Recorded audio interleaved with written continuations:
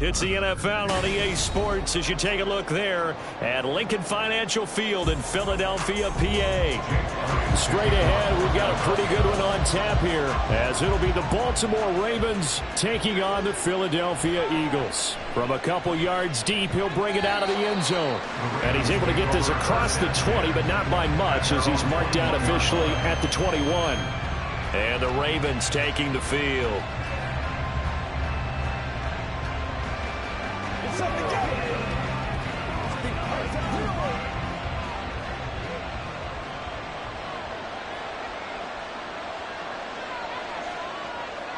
In motion left is Beckham. A little jet sweep to start the drive. And he'll take this one only up to about the 21. A nice play design there with the touch pass. Looked good at the start, but bottom line, the defense was ready. And they did a nice job scouting, didn't they? Not just scouting, but now executing once they saw the play for real after having worked on it all week in practice. They drilled on the play, then they drilled him. From the gun, it's Jackson. Into double coverage, and it's intercepted. Picked up by Denzel Ward. And his guys will take over at the 25-yard line. But first down, Hurts. And Hurts able to show off some of that elusiveness as he slides to the ground there, and in the process picks up the first down. Just like that, a pickup of 20 on their first play from scrimmage. I am willing to bet that he got a monster grin on his face when he saw what was happening. Man covers were so committed to denying a big throw that it pulled attention away from him, and he had an easy lane to hit, and hit it he did. And he's in. Touchdown, Eagles. Albert Okwuegbunam. A 5-yard touchdown run. And the Eagles use the early turnover to get on the board first here in this one. And no matter how it comes about, when you get good field position, you have to make the defense pay. Short fields usually make for good offense. Elliott good on the extra point, and that makes the score 7-0.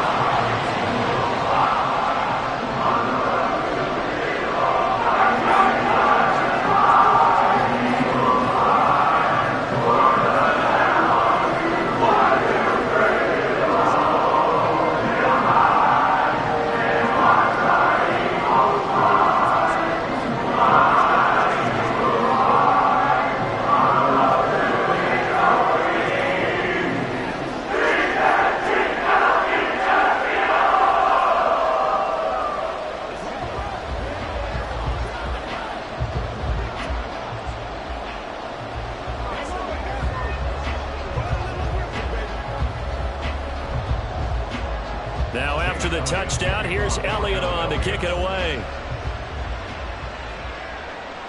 On the return, it's Flowers. And no chance to get away as they'll get him down at about the 17-yard line. Baltimore set to take over here for their second possession of the game. Now remember, the last time out, they threw the interception. That led to the touchdown, so now time to regroup. It certainly is, and their goal right now as they go back out on the field, a calming drive, something that takes the ball, keeps it for a while, lets the defense relax a little bit, and lets the offense regain confidence in their game plan. And able to break one tackle, but then quickly brought down, but a nice little gain. 7 yards on the pickup there, and it'll leave them with a 2nd and 3. Now, you often say that sort of opens the playbook now, 2nd and short. What do you think, early shot here? I like where you're going. Obviously, we've been together for a while because you know me. I want to take that shot early and loosen things up. Jackson now. That ball caught. It's Mike Andrews, the tight end. And Andrews going to have a Ravens first down as the tackle made right at the 30-yard line. Many different ways to create space, but on that play, he did it with that big, wide body of his. Didn't get a whole lot of yardage on the play, but it did what it was supposed to, pick up a first down. Edwards now on 1st and 10. And he'll be tackled just past the 35 at the 36. Tackle made by Justin Evans.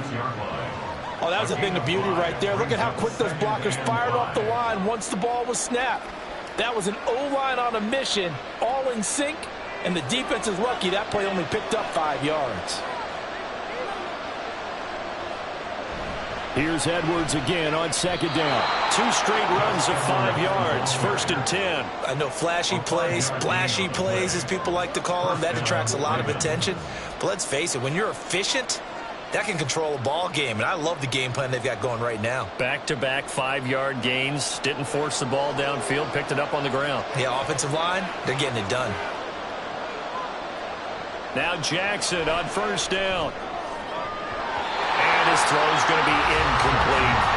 I like the calmness of how he played the ball here. No panic in his eyes as that throw arrived. Tracked it from the moment it left the quarterback's hand, and that's just where he needed to be to knock it away. Here's 2nd and 10.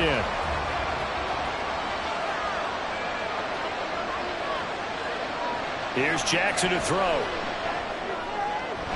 And his throw here is incomplete. They're giving him some different looks here defensively in the early going. He's only hit 2 of his first 5 passes. With a big 3rd down coming up, he's hoping he's got a play dialed up that can take advantage of whatever the defense throws at him. Here comes the 7th play now of this drive as this is 3rd and 10. Now it's Jackson. Pass to the sideline and pulled in. Now he's going to be out of bounds, but not before he takes it inside the 40. Give him 22 there on the 3rd down conversion. And that's how you shake off the interception you threw on the opening drive, come back and throw another strike and gain nice yardage. And I give credit to 2 people on this one. The man throwing the ball and the person calling the plays. They're not shutting him down early in this game. This will be stopped about 2 yards shy of the marker. 8-yard gain, 2nd and 2. The success there, Charles, coming on the outside of the field, the ground game. Curious to see if that continues as we progress. Yeah, we often talk about a variety in play calling and usually between run and pass. But in this case, with strictly the run game, you can be creative there as well. Run it inside, run it outside, keep the defense off balance. A 2nd down pass play there, but it's incomplete. So he's 3 for 7 throwing the football right now. Not an awful start, also not the sharpest of starts. No, I would agree with that. But if you're a confident quarterback and to play that position, you have to be. You just act like there's something wrong with the wind currents or something wrong with the ball. It is not you. Keep throwing. That timing usually develops. 3rd and 2. Here's Jackson. He's going to get that to his running back out of the backfield. And he's out of bounds. Almost gets to the 10. The Raven passing game getting in sync. Another 1st down.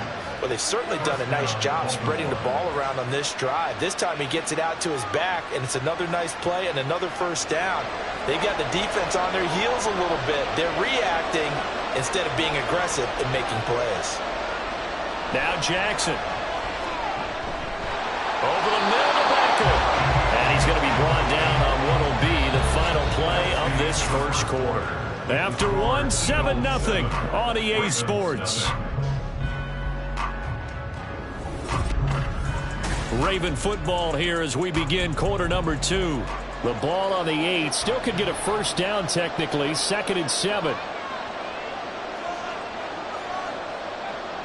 And Jackson throwing once more. This is caught. A gain of 3 last play. This time they double it and pick up 6. He's not quibble about the gain there on 2nd down. That was a positive play because that was a take what you can get situation. Got out to the tight end. Now it gives them a much better opportunity to convert on 3rd down. So they need 2 yards here on 3rd down. Remember, they're already 2 of 2 on 3rd down conversions on this drive.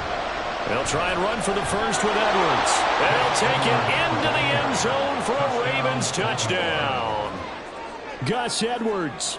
A 3-yard touchdown run. And the Ravens are an extra point away from drawing level. On 3rd down and short and everything well executed, he not only gets the 1st down, Charles, he gets the touchdown as well. And you see the defense commit to the run so often in these situations. There's always that little bit of hesitancy, isn't there, partner? Thinking that they may play action you. They took advantage of that hesitancy and found their way into the end zone with a running play.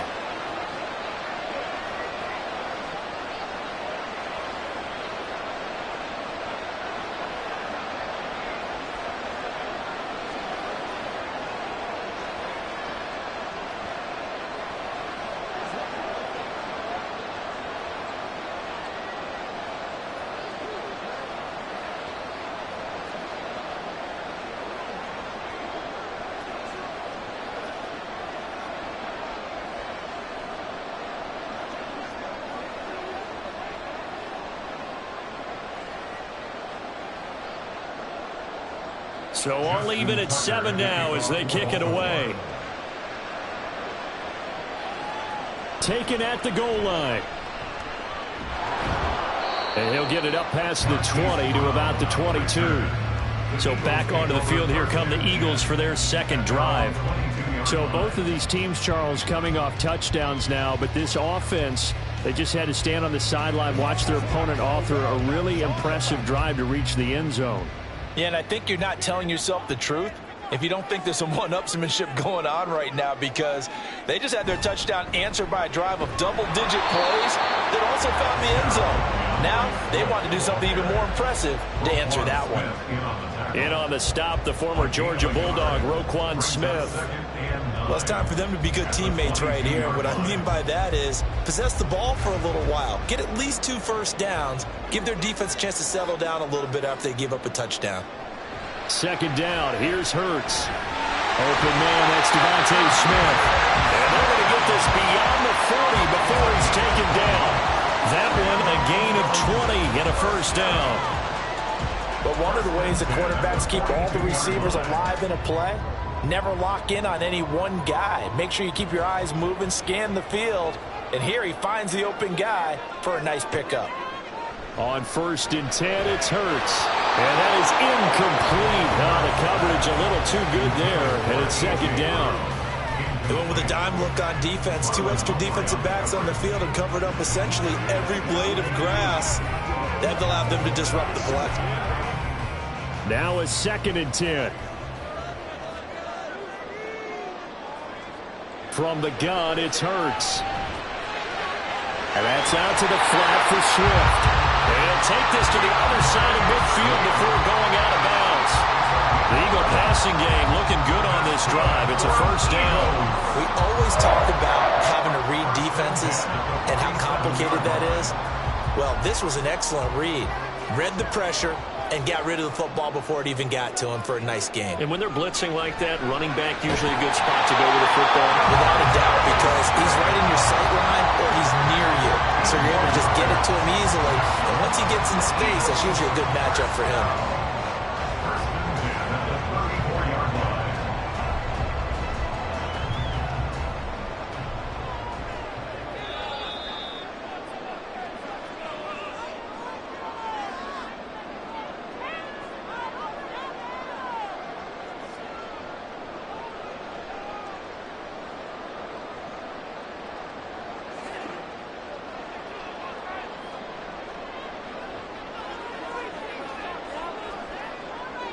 They'll throw on 1st down with Hurts. And the Raven pressure too much. Down he goes.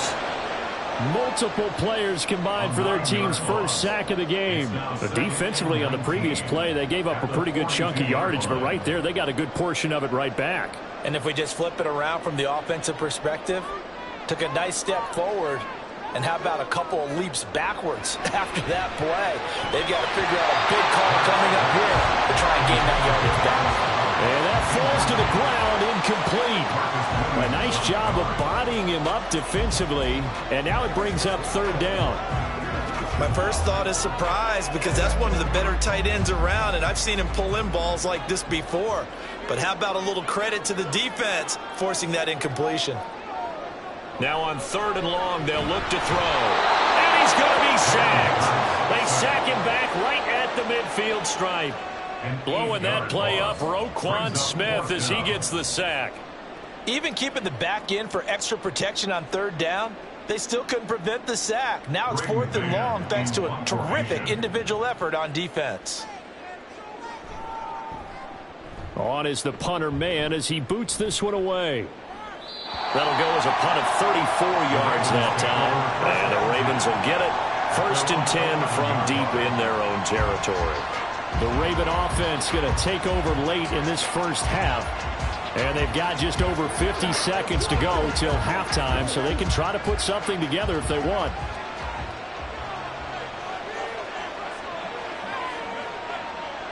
Throwing now, Jackson on 1st down. And that one off the mark behind him, incomplete. I can assure you, setting up a screen is much more difficult than it appears. It requires excellent timing from everyone on the offense, and a defense's #1 goal is to throw that timing off. 2nd and 10. Throwing is Jackson. Throwing quickly there, but it's incomplete. Well, they approached his drive with a lot of confidence after their last one. Ended up as a touchdown. But incompletions on their first 2 throws has them huddling up and trying to figure out a big play here on 3rd down to get their momentum going again. Now they face a 3rd and 10 after back-to-back incompletions. Jackson going to give this one to Edwards. And he's brought down, but not before they get it across the 20-yard line. 40 yards rushing for him now on just 6 carries to this point. Obviously an important run to avoid the 3 and out on your own side of the field. Shows a lot of faith in that offensive unit, doesn't it? That you want to run the ball in that situation, pick up the 1st down. Also helps out your defensive guys a little bit too. Allows them to get at least one more series of downs in order to get some rest. And now this throw incomplete, and that is how this first half will come to an end. So a touchdown apiece. That's what we have to show at halftime as they head to the locker room. 7-7 our score. As we'll get you down the coast to Orlando for Jonathan Coachman at our EA Sports Halftime Report. Coach! And he will be brought down here inside the 20. Good coverage as he's dropped at the 17. Out come the Eagles now as they'll go on offense first here in the 3rd quarter. It's a tie football game here. What do you think, Charles, the message was at halftime? Well, I think that they probably just looked at things and said, we're fortunate that this is a tie game. No need to panic. No need to change a whole lot. We didn't play anything close to our best in the first half, so we don't have to go out and win one for the Gipper. Let's just go out and play our best football and win one for us. Hurts throw complete there to Smith. And way up past the 35 before he's taken down. 2 catches in the first half. Now he's got a 3rd here, and it's good for a 1st. Well, that certainly has to feel good. It's not all the time that the play caller should get all the credit. Sometimes I think in the huddle, the quarterback just says, hey, who's going to make a play for me? I just need something right here. And the end result there, nice 1st down. Drive keeps moving. He's got Dallas Goedert. His tight end over the middle. The Eagle passing game looking good on this drive. It's a 1st down. They'll really love to get him into one-on-one opportunities, and this is one way. Work him out of the slot and create a mismatch. Who's going to cover him? Corner, safety, linebacker? He's got a way to beat all of those positions. Hurts sets up to throw it. They'll try and set up the screen to Swift. And he'll get nothing out of that one. No gain on the screen there. It's 2nd down. As a defense, you're more balanced when you're in zone coverage because you're able to keep your eyes on the quarterback and see the play develop in front of you. They're able to keep the quick pass in front of them and stop it right at the line of scrimmage. 3rd quarter, all tied up. This is 2nd and 10. Throwing is Hurts. And this one is going to be off the mark, too far out in front. The coverage keyed in on him since that last completion his way. He earned a little more attention on that route, and that made it a lot tougher to get a clean throw his way. An incomplete pass on 2nd down. That muddles things a little bit here. This is 3rd and 10. Hurts. And he knocks the ball away, and it falls incomplete. Has to be a little bit of frustration there. Back-to-back incompletions. Receivers blanketed on both attempts, this time on 3rd down. The Eagles send out their punter now as he'll kick it away for the 2nd time.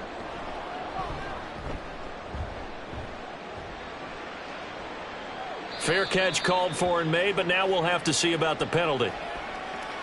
That hurts. If it was running into the kicker, wouldn't be a 1st down. Roughing, it is a 1st. And just think about the differences between the two. Running into the kicker almost feels inadvertent, just a small tap, so to speak. But when you rough him, usually bodies are hitting the ground and flying all different places. And the difference is 5 yards or 15. And in this case, that's a big play.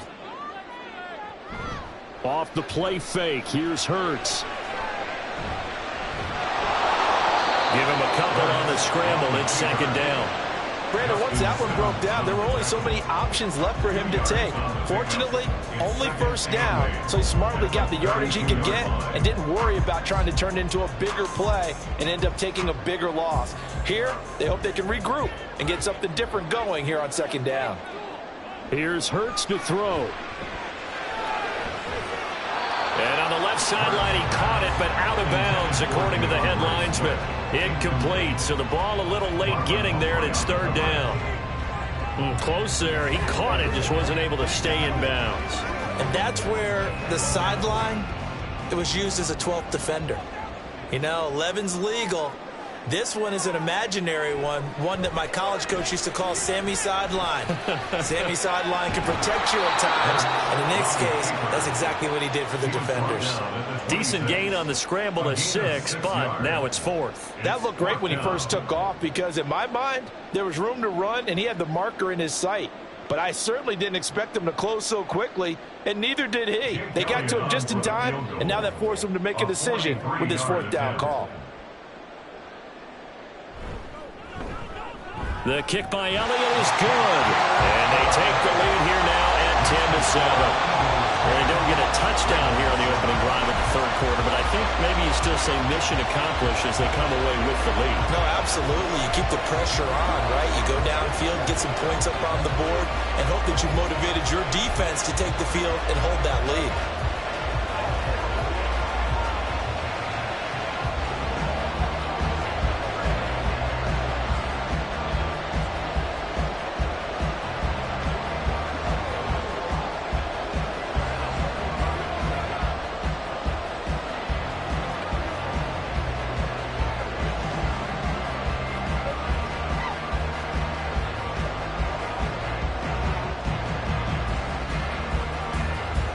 After the field goal, here's Elliott to kick it away. This fielded right at the goal line. And no alley to be found. The coverage was solid, and he's dropped at the 18. The Ravens offense getting ready now for their first possession of the second half. And they find themselves down on the scoreboard following the field goal a moment ago. And I think even though they trail in the game now, I would consider that a win for their defense, and that's probably what they're telling the offense when they get to the bench. Hey, the onus is on you guys now. Get back out there and get us the lead back. Meanwhile, Jackson's throw into the hands of Andrews. And he's going to get this one across the 30-yard line. First down yardage on the first play of the drive. Give him 14. And it's pretty evident that this passing game has been frustrated so far. They haven't really moved the ball the way we might have expected. But this is a good pickup here for the first down. They'll throw on first down with Jackson. A short one there, caught by Likely. And this will leave him a yard short. Nice pickup of 9 yards on first down. Brandon, perfect defense in this situation would have meant that there was an incompletion and would have picked it off. Okay, so they gave up the completion. But I really enjoyed watching how the defense stayed in sync, stayed in great communication. And as he dragged across each zone, you see him pointing, communicating. There he is, and they passed him off to each defender. Ended up making a nice play, even though it was complete. And he'll get up to the 43-yard line. 2 yards on the pickup, and that's all they needed to move the sticks. 2nd and 1, and people want to run the football. This is where every back in the league is supposed to do exactly what we just saw there. Pick up the first down.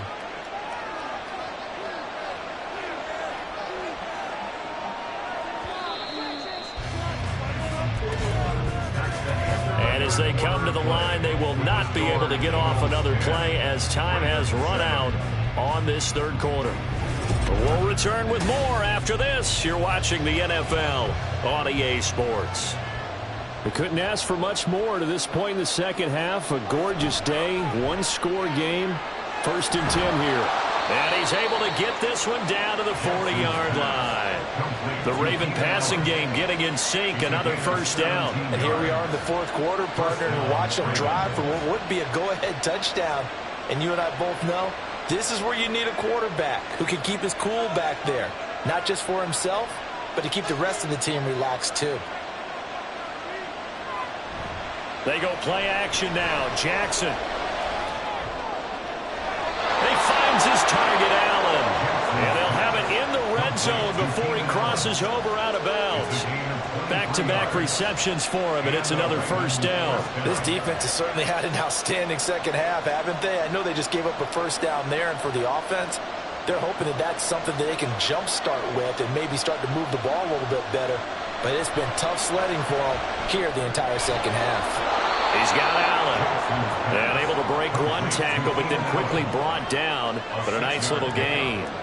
So the completion good for 6 yards, and it's second down.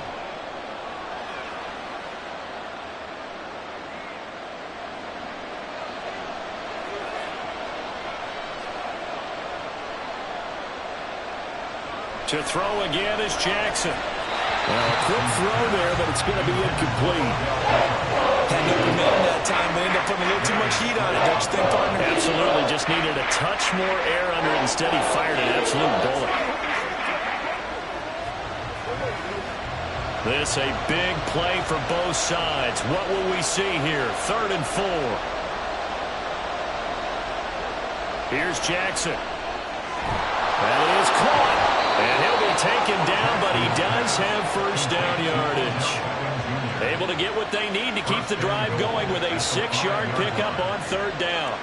Well, they've had a great, impressive drive going here, and that pickup ensures the drive continues. And not only do you continue the drive, which is demoralizing for the guys on the defensive side of the ball right now, but you make your own defense happy. They're able to get a little more. And he can't find anywhere to go with it, and he goes down. A big loss there of about 7 yards on 1st and goal, so now it's 2nd down. Well, that's not how you hope to draw it up there on 1st and goal, CD, by taking a sack like that. Well, they tried to be aggressive, didn't they? They didn't want to try and work their way past the goal line. They wanted it right there on that play. Unfortunately, it backfired against them. Now they have to try and pick it up here moving forward.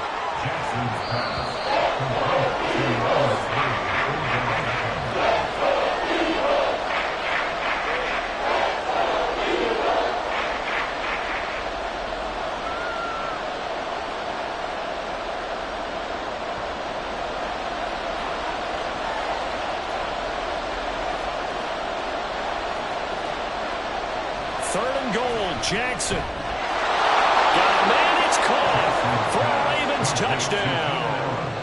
Keenan Allen, a 2-yard touchdown grab. And the Ravens put together a 4th-quarter drive to take the lead. Well, partner, this hasn't been the smoothest day for him, but he certainly picked the right time to get right, as they like to say. How about that for a touchdown? Boy, he did. I guess they say all's well that ends well. It's not over yet, but you're right. He picked a good time for that first touchdown pass. Exactly right. Not over yet. The defense is going to have to make it hold up.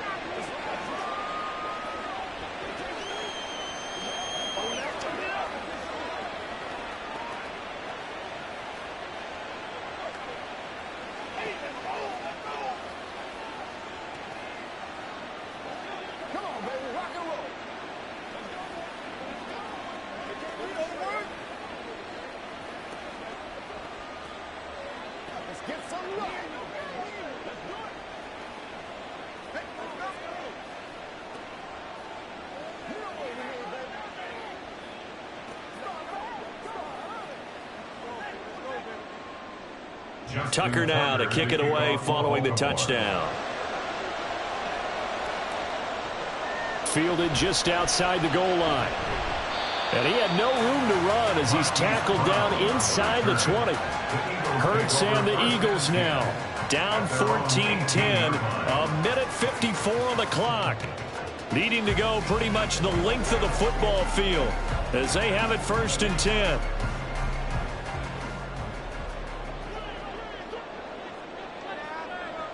Back to throw. Pass complete. Got it. And he's brought down, getting this one up to about the 35. But he picked up a little bit of yardage there, and now, in this situation, should be in no hurry to run a play really fast. Let the clock wind down. Plenty of time. All 3 timeouts still remain. Here's 1st and 10 now. Back to throw. And incomplete, a drop there in the middle third of the field. That'll bring up 2nd down. There have been quite a few plays they might look back on and say, we really have hurt ourselves, and that was another example. And this is late-game execution. Everything on the line, so it all has to come together properly. The throw's made. Where's the catch? Got to catch in that spot. The second down attempt there knocked down as it leaves the quarterback's hand, and it's incomplete. This pass rush, they've been excellent all game long, and another example of it right there in the closing moment. Not only with the pass rush, but how well they're coached, because if you don't quite get there, get to the quarterback, get your hands up into the passing lane and knock it away, as we just saw there. They'll look to throw, and he can't get a throw off. He's taken down. What a huge play at this point in the game.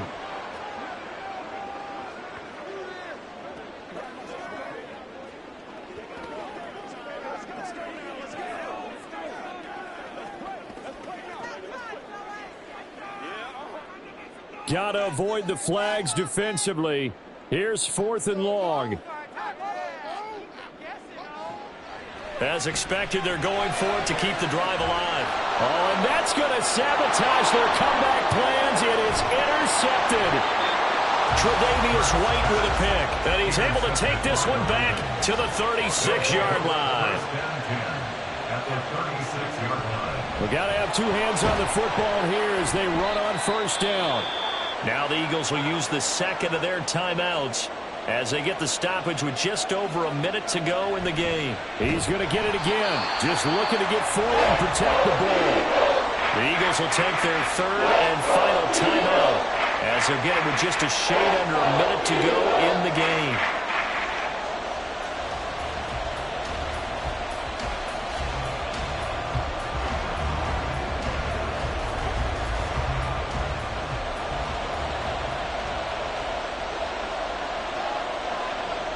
The Ravens taking a knee with victory seemingly in hand here.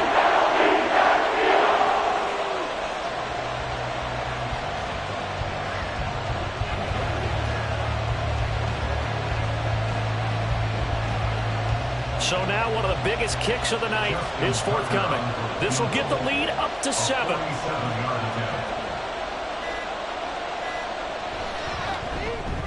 Tucker's kick is good, and that'll make this a 7-point game. But from a defensive perspective, though, I think maybe they're saying, hey, we did what we needed to do, kept this a 1-score game. Yeah, without a doubt, because they were able to bleed some time off the clock, right? Put themselves in a good position, but it's not out of reach yet, okay? Being able to hold them to a field goal means that they do have a chance to come back and win this game.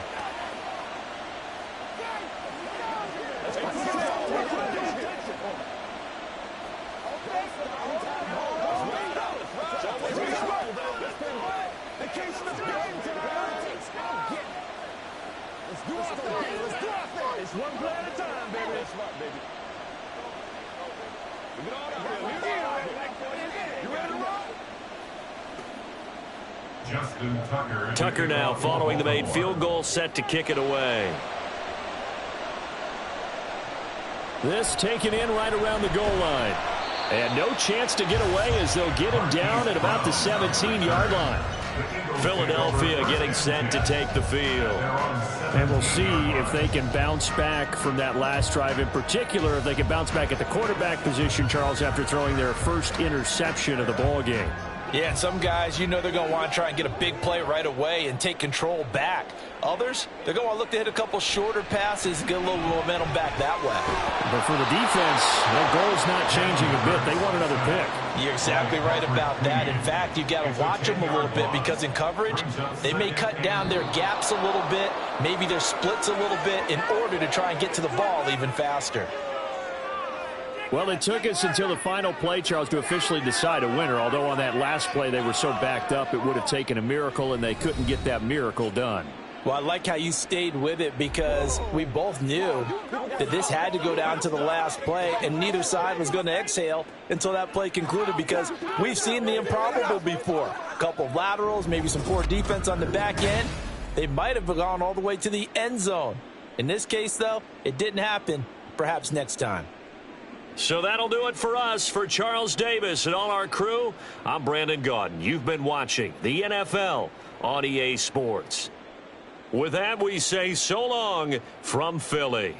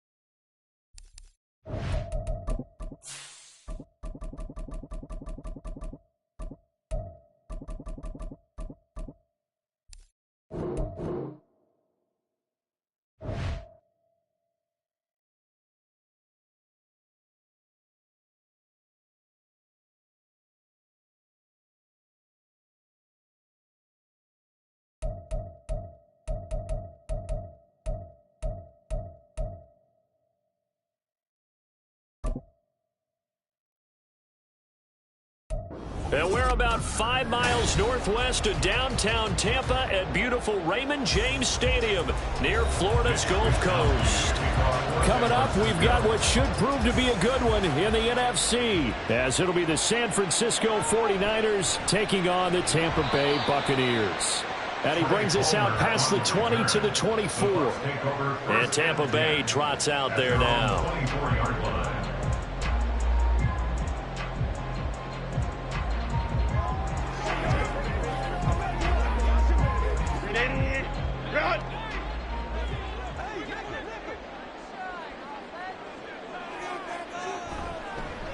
They begin the drive on the ground. It's White. And he edges forward, but only gets a pair of yards out of it. It's second down.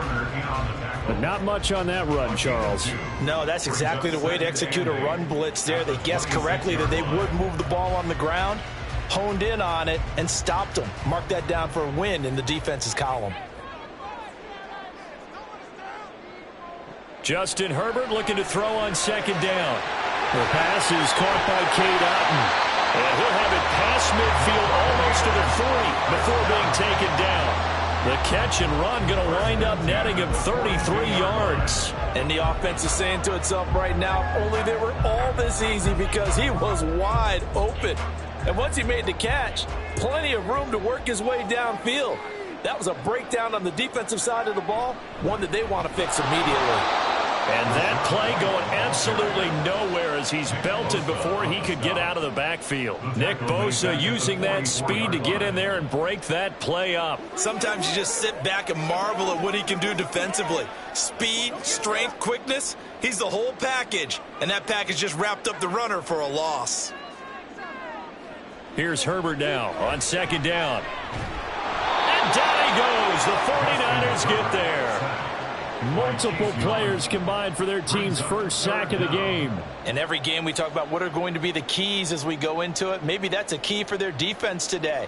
Pressure the quarterback and make sure you play a good zone defense behind them, and they get their first sack of the contest.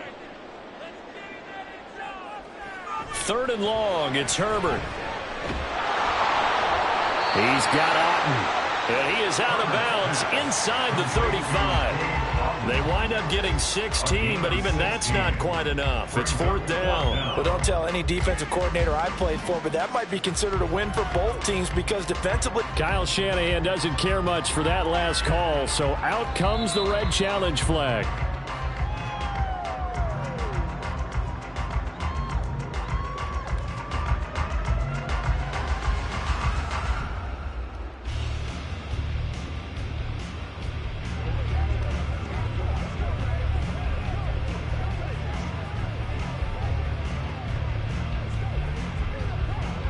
And on their first drive, the offense staying out there.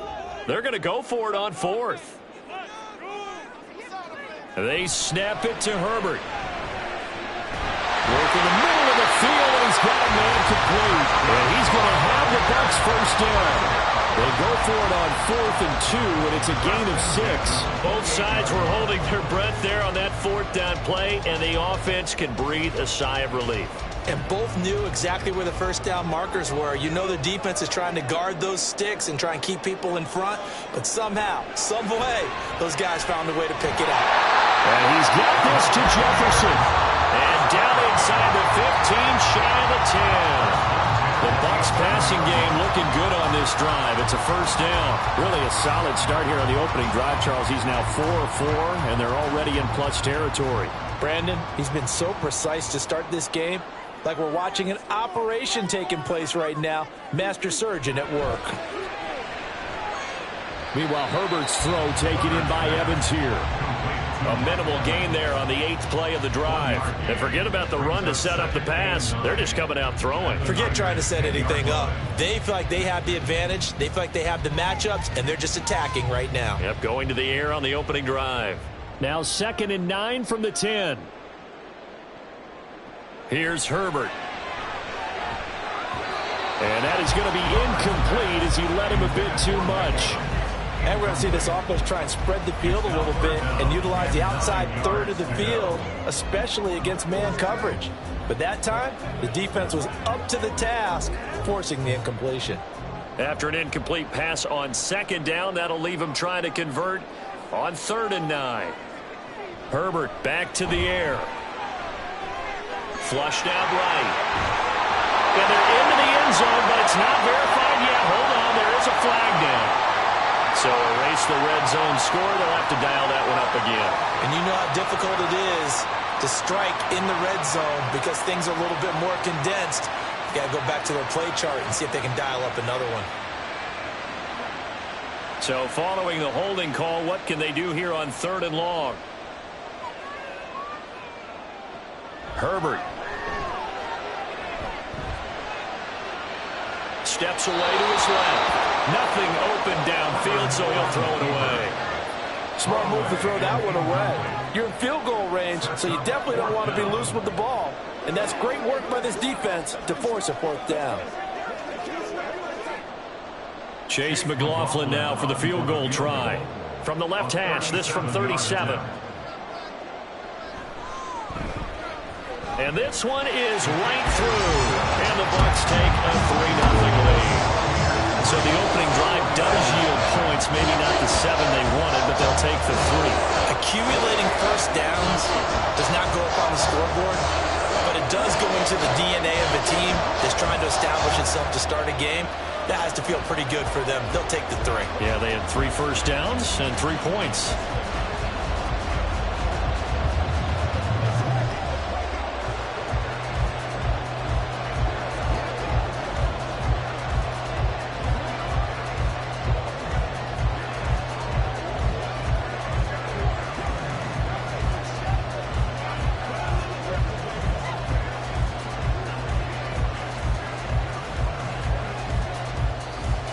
After the made field goal, here's McLaughlin back out there to kick it away. From a yard or 2 deep, here comes a return. And they'll get him down right at the 25-yard line, so the same result, and he opted for the touchback. San Francisco set to go on offense once more.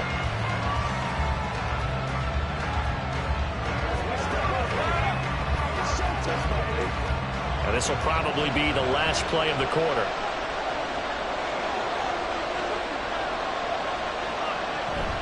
They go play action. Now Mahomes. He's got the hookup downfield to Samuel. And they've got it well across midfield down to the 40 before it's all said and done. 3-0 after 1 on EA Sports. The 49ers with the football here to begin the second quarter. So the big play moves them all the way across midfield to the 40 now for 1st and 10. On play action, it's Mahomes. That's complete. It's Kyle Juszczyk. And they're going to be set up down around the 15-yard line. Another first down there as this one goes for 25. Hold on a second. Was that the fullback? That was the fullback. Who says it? The slot receivers are the only guys who can catch the football and get big yardage after the catch. Really nice job there. Showing good hands and an ability to get upfield. On first down, this is McCaffrey. And he can't quite get there. Tackled down at the 1. Back-to-back nice gains. That one for 14 yards and another first. Would you say this offense is locked in right now? They're having no trouble on this drive. What is it, 3 plays, 3 first downs? Yeah, you talk about on the march. They keep this up, they'll get to that end zone real fast. To throw, it's Mahomes. And he'll dump this off to his running back, McCaffrey. Touchdown, 49ers! Christian McCaffrey from a yard out. And the 49ers have now taken the lead. Didn't have anything downfield, swung it out to the flat. He did the rest. Such a staple of so many offenses we see now. You know, in our discussions with offense coordinators, how many times do they tell us, hey, this offense is designed for either a touchdown or a check down. We saw the check down on that play, and boy, was it successful. We saw a touchdown, too.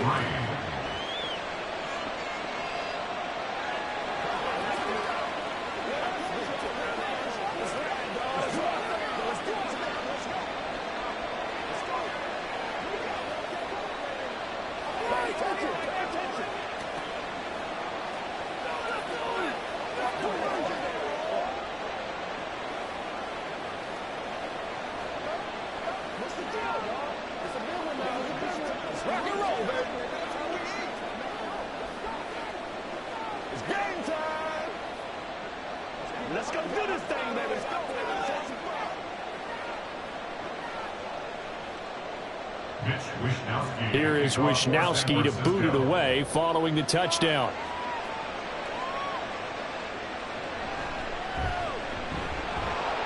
And he'll take it a yard or so past the 20, call it the 21. Tampa Bay, they're getting ready to set up shop here for their second drive. And a methodical drive last time, but they couldn't get that knockout blow. They had to settle for 3. But you got to like what they've been doing along the way, right? It's almost like the body blows, the setup punch. As you said, they didn't get the knockout blow here, but that doesn't mean it can't come later in the game on another possession. And the defense on the other side, maybe a little gas. Yeah, right? A little tired. And if nothing else, they just feel relieved getting upfield and giving up 3. They don't exactly feel like they've handled the offense. Oh, there's plenty of traffic waiting for him up the middle. But give him credit, he tried barreling through anyway. They're fortunate to get a yard out of that one. They work now on 2nd and 9. Now it's Herbert. This throw incomplete, nearly picked off. And with his pedigree, he doesn't drop many of those. But 3rd down coming up. Those are the ones you dream of as defenders. I think if he gets eyes on the ball a little bit earlier, he might come away with it. Instead, it's going to wind up as just an incomplete pass.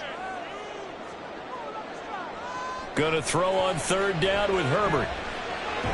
Able to find the open man. That's complete. And he is going to have the Buccaneers 1st down as they're able to get the 3rd down conversion. I don't care how many times we see it. I still get a kick out of watching quarterbacks and receivers do the pass tree in pregame warm-up.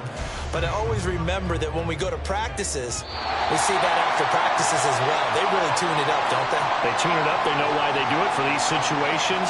1st down. And they build that trust, and that's why they're able to find him in this type of a situation.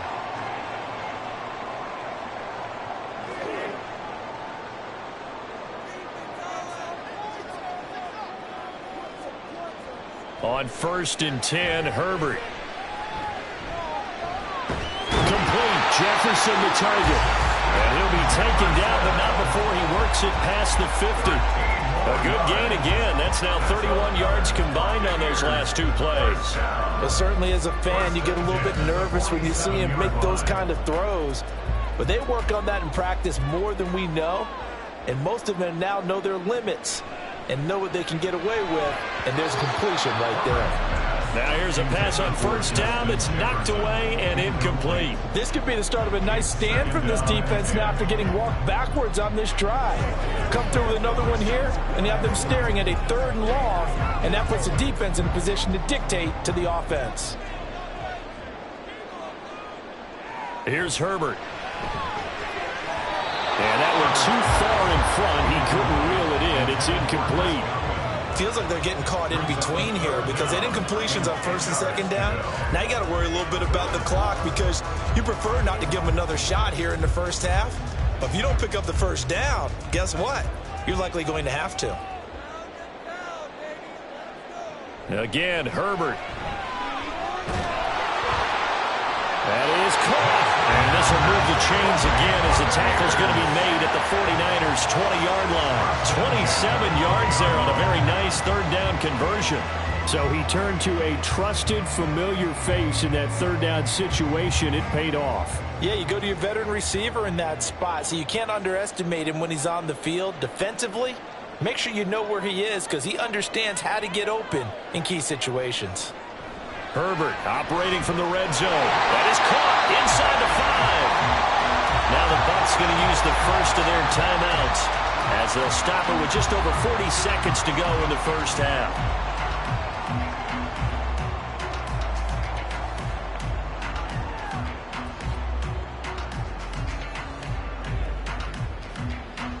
So it's 1st and goal and a great opportunity to get that lead back before the break.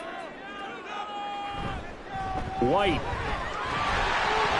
is into the end zone for a Tampa Bay touchdown. 2 good drives on their first 2 possessions. Remember, the first wound up in a field goal, but we all know field goals aren't going to cut it in the NFL, so they're not going to be denied here, and they wind up punching this one into the end zone. Chase McLaughlin on for the extra point. And it's through, and that makes the lead 10-7.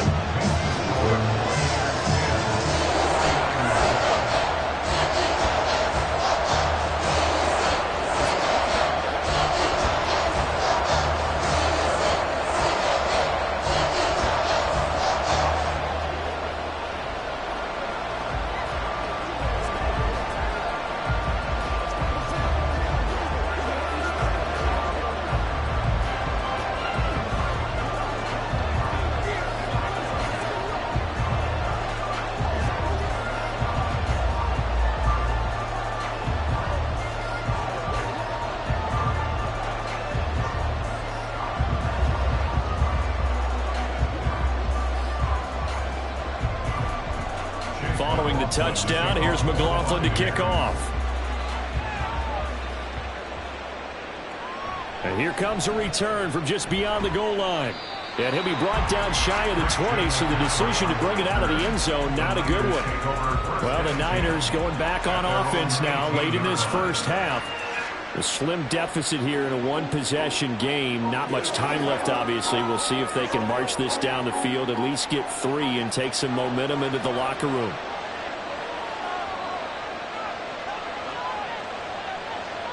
Mahomes now on first down.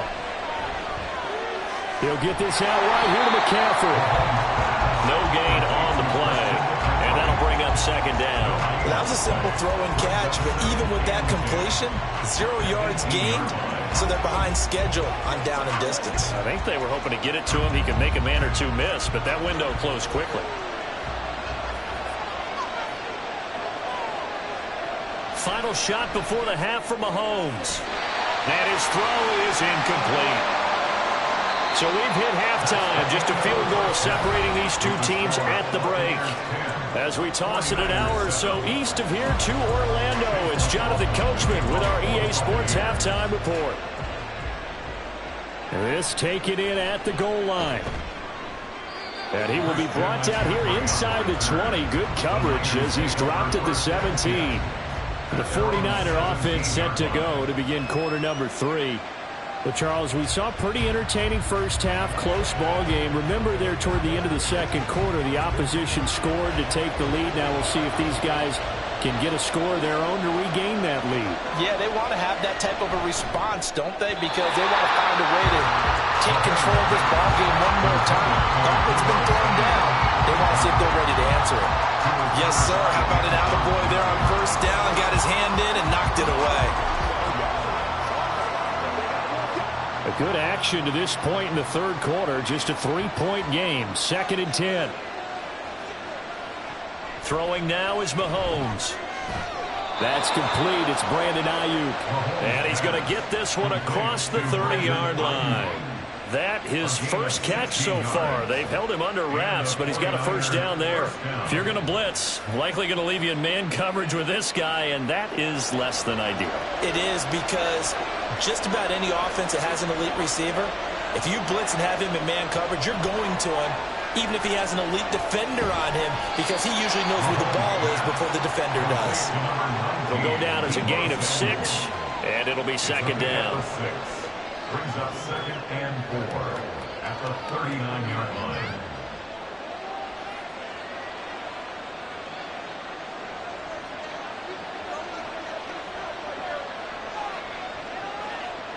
And again, it's Mahomes.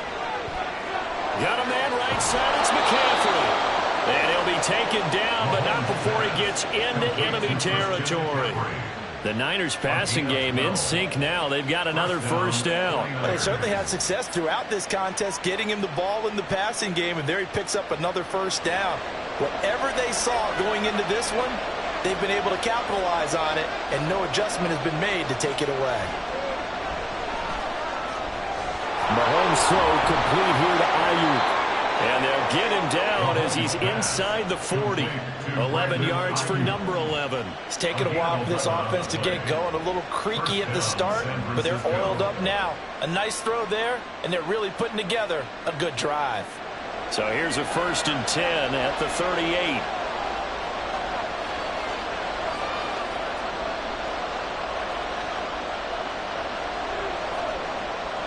Again, they'll throw with Mahomes. They'll get this to McCaffrey out of the backfield. And the result here, a pickup of 8. Leaves him with 2 to go on second down. It's funny, throughout the time that we've been together, when we talk with running backs about the ability to catch the ball, their eyes light up when they talk about open field and having one-on-one matchups, don't they? Yeah, they do. And that's the reason why. What we just saw, shedding those tackles, and that's what they're used to doing. It is, and it starts at the beginning of the play. One-on-one matchup if someone's trying to cover them. But they also like those one-on-ones downfield after the catch when they're running with the ball. They think they're going to win those, too. And McCaffrey going to pick up a Niners first down as the tackle is made right at the 25-yard line. Another catch for him there on this drive, Brandon, and it looks like they're going to utilize him out of the backfield any way they can. And that time they pick up a first down. So now on defense, Do you assign a man to him and try and cover him before he gets going? Meanwhile, Mahomes' throw taken in by Samuel. And down inside the 15, shy of the 10. The Niners passing game in sync now. They've got another first down. I love the drive they're working on here because they know they can take the lead with a touchdown. And so far on this drive, so good. They've moved the ball down the field with very little resistance defensively. But they better be prepared for some adjustments to come their way now. McCaffrey running up the middle. And they'll lose yardage here. They go backwards to the 13-yard line. Dexter Lawrence finding his way through defensively for the stop. This defense is just flat getting after it. They have not given up much of anything in the run game. Case in point right there. That loss of 3, a rare stumble on a promising drive. Here's 2nd and 13. Again, they run. Again, it's McCaffrey. And they get to him quickly here as he stopped right around the 13. Just a yard there, so it brings up a tough 3rd and 12.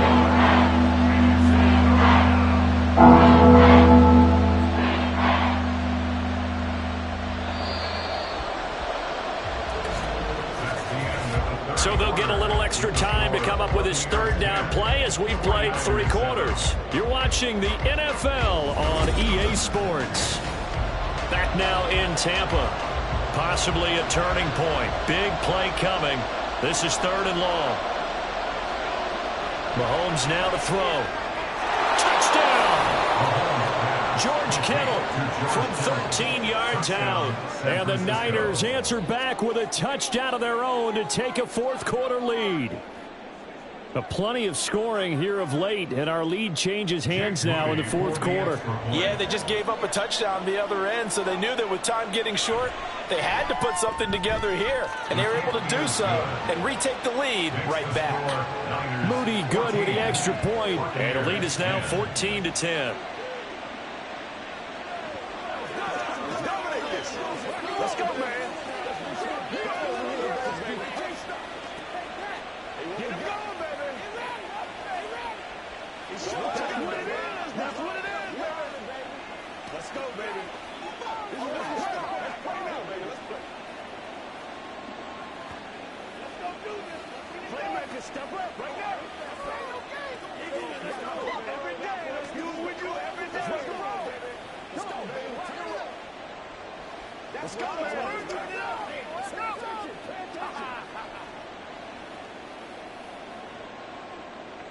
Here is Wisnowski to boot it away following the touchdown. From a couple yards deep, he'll bring it out of the end zone. And only able to get this to the 19, so probably should have opted for the touchback.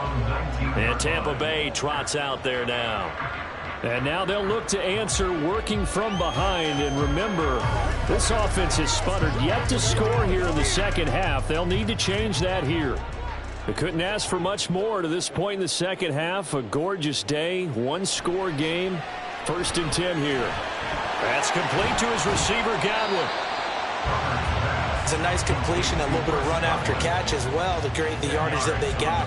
But it is so tough to cover that route, the drag route, because they run it at varying speeds. Because the key is to create hesitancy on the defender's part. Always so empathetic for those DBs, aren't you? A good gain on 1st has him set up with 2nd and just a couple of inches now from the 29. From the shotgun, here's Herbert. He'll get that out to the flat to right. And he'll be brought down shy of the 40 at the 38-yard line. 9 yards to pick up there, and it's a 1st down. That was a pretty favorable situation there. What would you call that? 2nd and manageable? Smart play, too. Didn't force it downfield when he didn't have it. Just checked it down, let him get the 1st down, and that's exactly what he did. On 1st down, Justin Herbert. Throw left side, hauled in by Otten. And he'll be taken down, but not before he works it past the 50.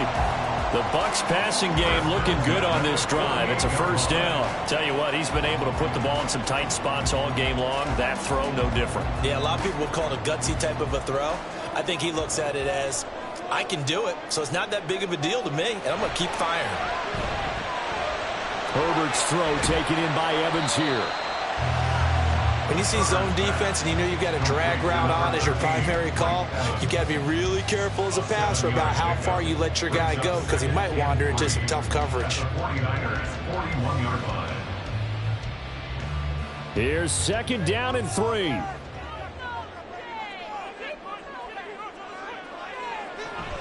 They'll go up the middle with White. And he'll get it down on the play to the 37.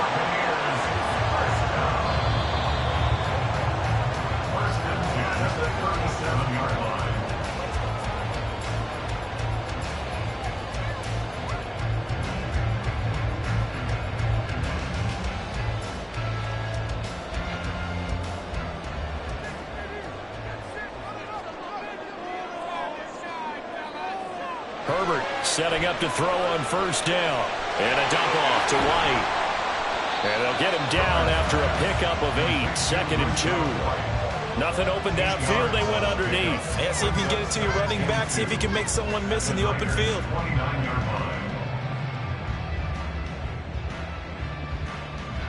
Here's 2nd down.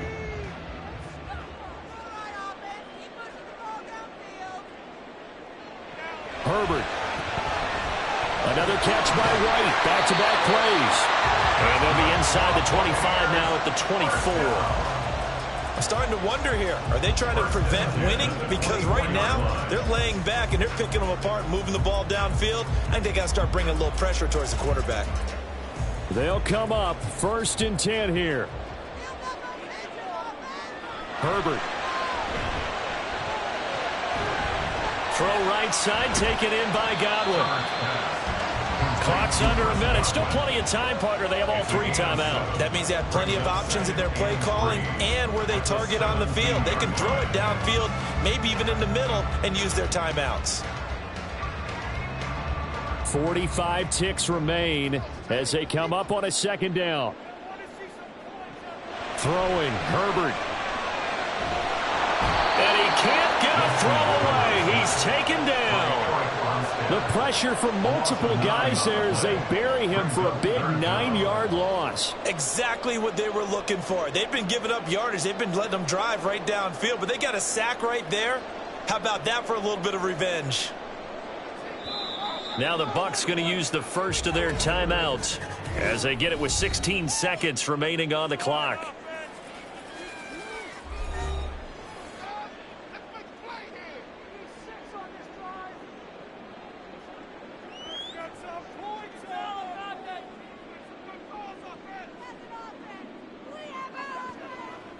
A big play needed, no doubt. 3rd and long. Herbert going to throw.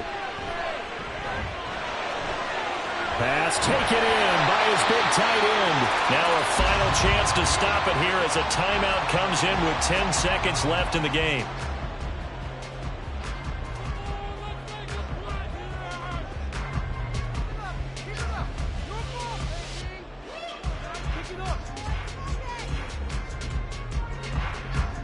Here we go, 1st and goal.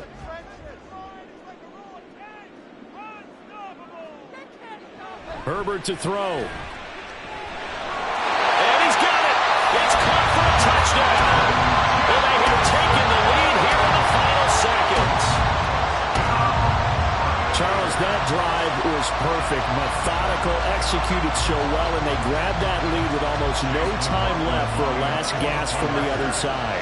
No way you could have drawn up a better final drive, because not only did they keep their eyes on the end zone, they made sure they bled the clock out as well and denied their opponent a chance to respond. That's just terrific situational football to end this one.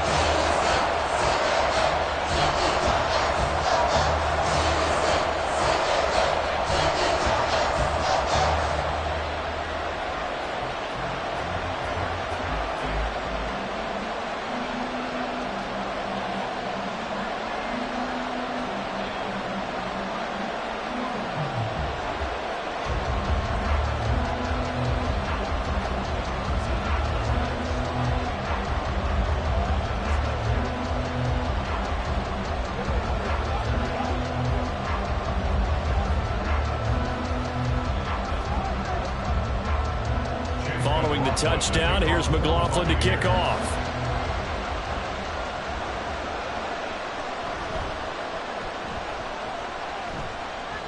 And able to take it past the 25 and up to the 28-yard line. The 49ers offense now, they get set to head back on the field. As this offense comes back out here, Charles, they're trailing in this ball game.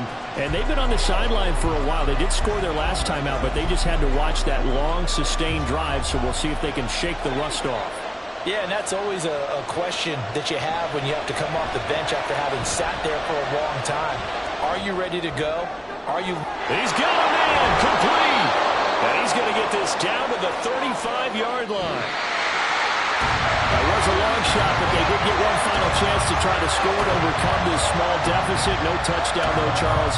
And that brings this one to a close. Yeah, I think Hope was wearing one jersey and Worry was wearing another on the other sideline as that final snap played out. Now, we've seen some incredible plays to win games before, but in this case, I think the distance was just a little bit too great for it to happen here. So that's a wrap for Charles Davis. I'm Brandon Gaudin, and this has been a presentation of the NFL on EA Sports. For more, check us out at easports.com. The Bucs are winners here as we say so long from Tampa.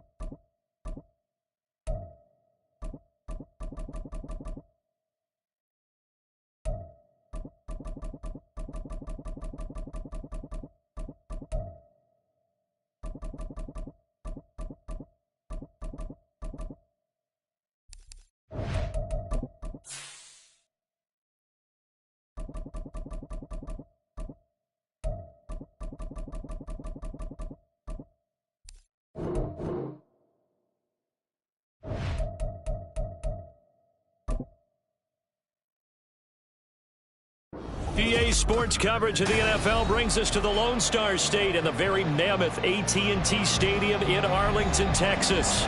Coming up, we've got what should prove to be a good one, as it'll be the Detroit Lions taking on the Dallas Cowboys. Williams to return. And he won't get this to the 20-yard line as he's down at the 19. Detroit's offense ready to take over.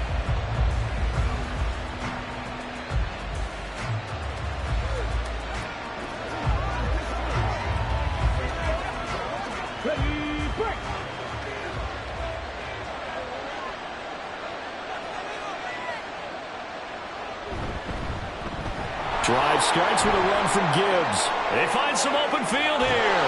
And he'll go out near midfield at the 49. 31 yards there and a first down. Opening quarter, his opening carry of the game, and I think they'll give it to him a few more times, as they should. You're exactly right about that. With that type of a run, you want to repeat it many times until they show signs of stopping it. I think he did his visualization exercises before this one, and they're paying off.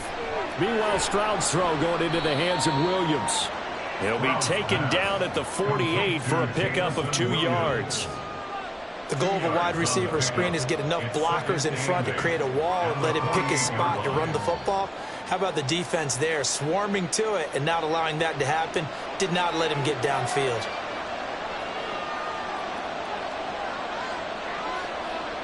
On second down, it's Stroud. He gets this to Devontae Adams. And a 6-yard gain gets him right around the 43. He decided to run a hitch route. It really helps to have a guy who can turn it loose. And, boy, he rifled one in there on that one. Not much run after catch, but it worked really well. So 3rd and 2. This quite possibly 4-down territory, though, if they're stopped. Gibbs will try and pick it up. And he will have a first down as they get him to the ground at the 37. Give him the 3rd down conversion, 5 yards on the play. And that's why you spend a first-round draft pick on a running back. Not for just the fancy runs, but these dirty, gritty 3rd and 1s, 3rd and 2s. That's why you draft him. Going back to Gibbs on first down.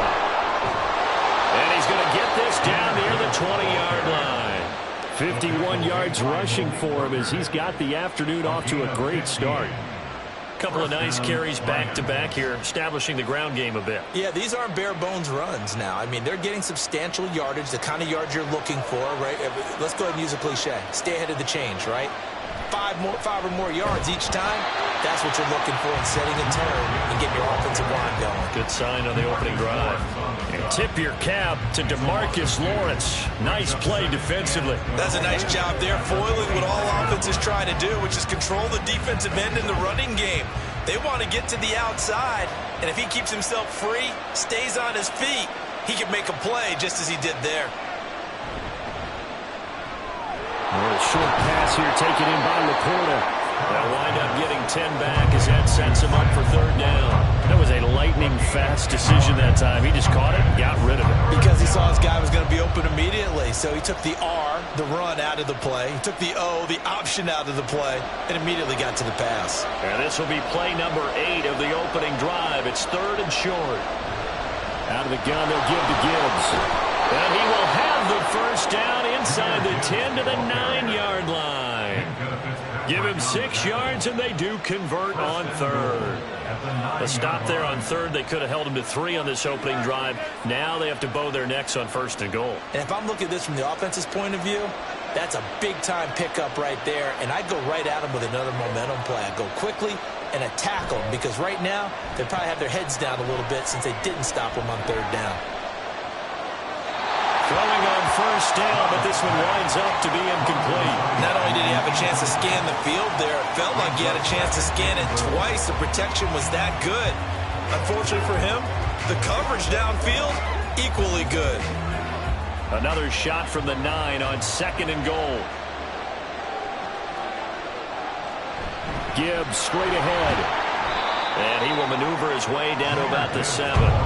Only a yard there, and that'll bring us to 3rd and goal. Driven it down the field nicely here on the opening drive, and now it's put up or shut up. No doubt about it, because to make that type of a drive and ultimately kick a field goal would feel very disappointing. But I'm just wondering, is the head coach thinking, is this 4-down territory? Might he go for it? 3rd and goal, Stroud. And that will be incomplete. They couldn't hook up on what's going to be the final play of this first quarter. No score after 1 on EA Sports.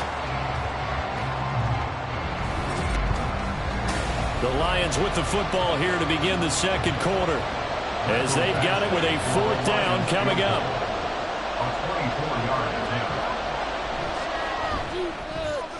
Badgley able to knock this this one through, and the Lions are going to take a 3-0 lead. Well, of course, you want to find the end zone, but, you know, you go on the road, you get 3 points. I think you take it. Yeah, pretty good start to the day for them, don't you think? Right? You go out there, get the 3 points. Now, look, it's not going to silence this crowd, but it might take a little bit of steam out of them right off the top.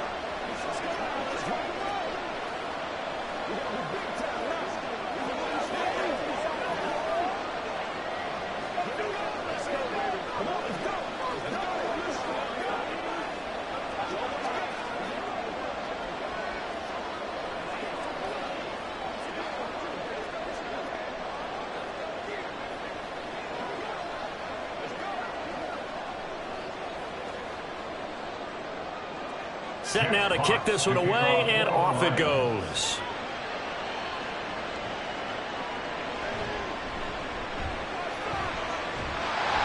And he's up across the 25 and down at the 28. And now here come the Cowboys. This one a little slow to get cooking. Just a 3-0 scoreline as they begin with a 1st and 10.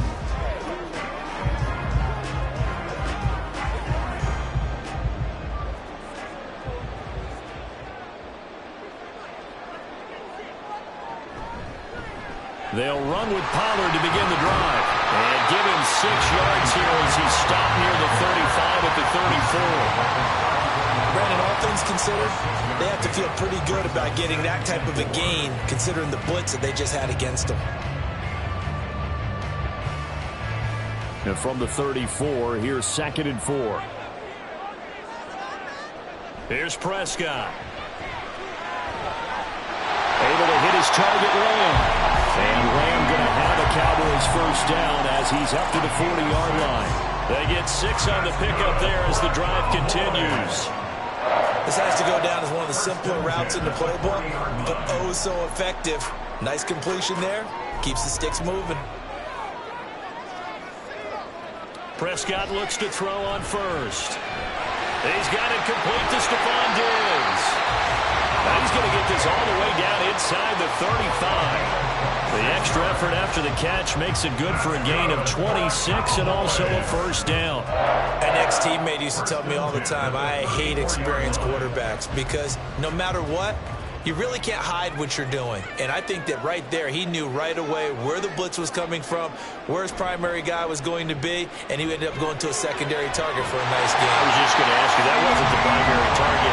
He's so good at that, isn't he? I think he knew right away that he wasn't going to get to his primary guy. I think he read that as soon as he got to the line of scrimmage, knew where the pressure was going to come from, and said, I know how to beat that, and that's what he did.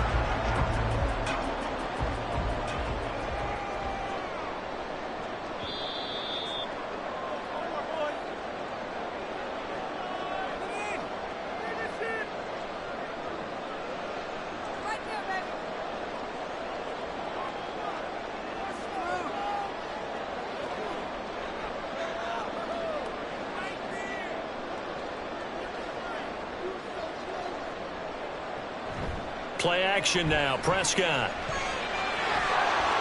To the end zone, but it's incomplete. Oh, they were so close. That close to their first points of the game. Just needed to hang on just a second longer. But he couldn't complete the process of the catch through the jostling from the defender. So after the incompletion on 1st, now 2nd and 10. Off the play fake, Prescott. And he will slide to a stop. He does have the 1st down. Give him 12 yards on that one. It earns him a fresh set of downs. Certainly not the way they drew it up in the playbook, but that's why they love this guy back there. He sees things breaking down, and he's more than capable of finding an escape route and still getting a decent gain. Now Prescott. And that is caught. Touchdown, Cowboys. Brandon Cooks, a 5-yard touchdown. And the Cowboys have taken the lead. And all about timing there on that short slant, Charles. Exactly right. That was timed up so well. The route, the throw, touchdown. Now the extra point up and good by Aubrey. And that makes it a 7-3 lead.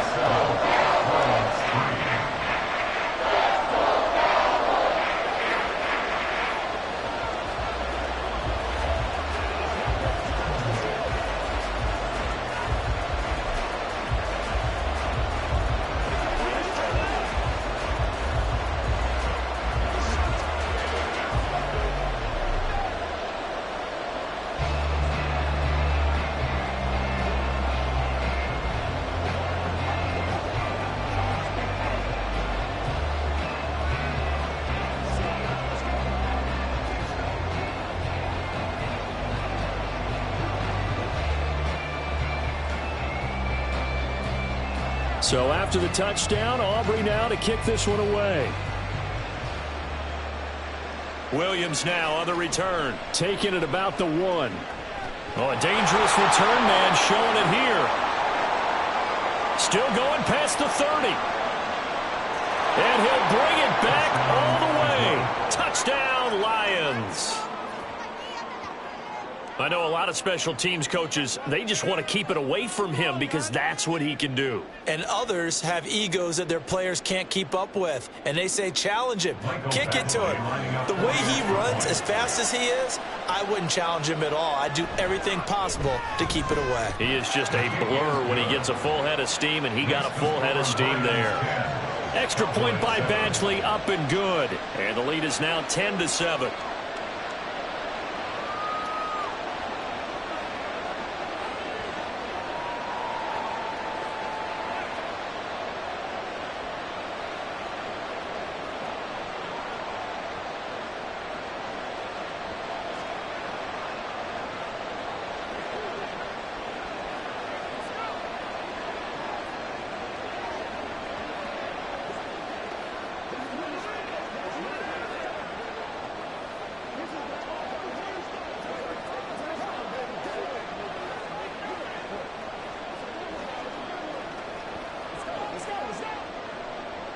So let's try this again. After the kick return TD, here's yet another kickoff.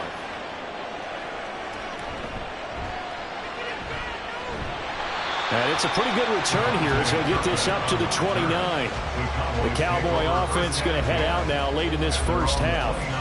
And with a little under a minute to go, they may try and work their way into field goal range and try to tie up this ball game.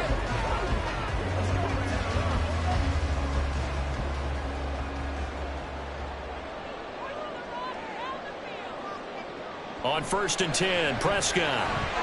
He'll find Lamb. That's complete. Now the Cowboys going to burn the first of their timeouts as they get the stoppage with a little over 50 seconds to go in the first half.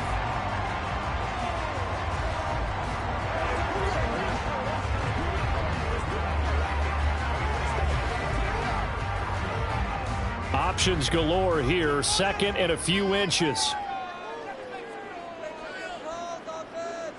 Here's Prescott. Looking for the out route here, and he's got Cooks. And he's able to get this one out closer to midfield across the 45. 7 yards there and a first down. A little football 101 there. You just see the receiver try to run down the defender, meaning he goes right at him and really trying to move him a little bit towards the center of the field so he can put his foot in the ground and break to the out, to the sideline, and make a catch. Here's a screen now for Pollard. And this will be good for a pickup of 9 to the 46. And good yardage there on first down because sometimes all you need to do on the screen is get one key block. That might set your man free, and that was pretty good pursuit to the football defensively, or it could have gone for more. The Cowboys going to use their 2nd timeout now as they'll stop the clock with 26 seconds to go until halftime.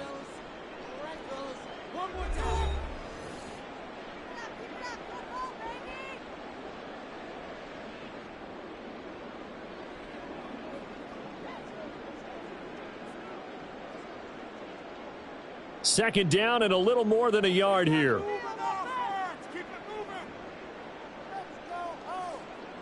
Prescott yet again. And Diggs has it. A gain of 5, good enough for the first down. 5-yard gain on the play.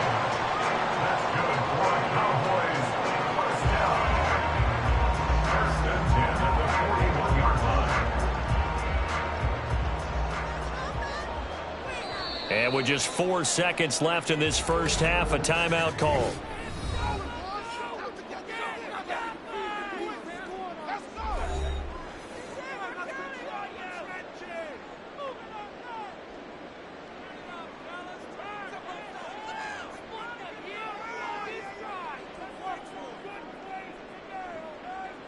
So with 4 seconds to go in the half, here's the field goal unit onto the field.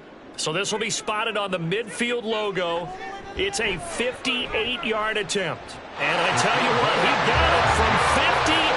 That had lots of leg behind it, and that will knot us up at precious moment there as that ball got closer and closer, but it does curl in. Yeah, actually did a little bit of a slow dance there with the left upright, didn't it? But had just enough space, as you said, for it to curl in.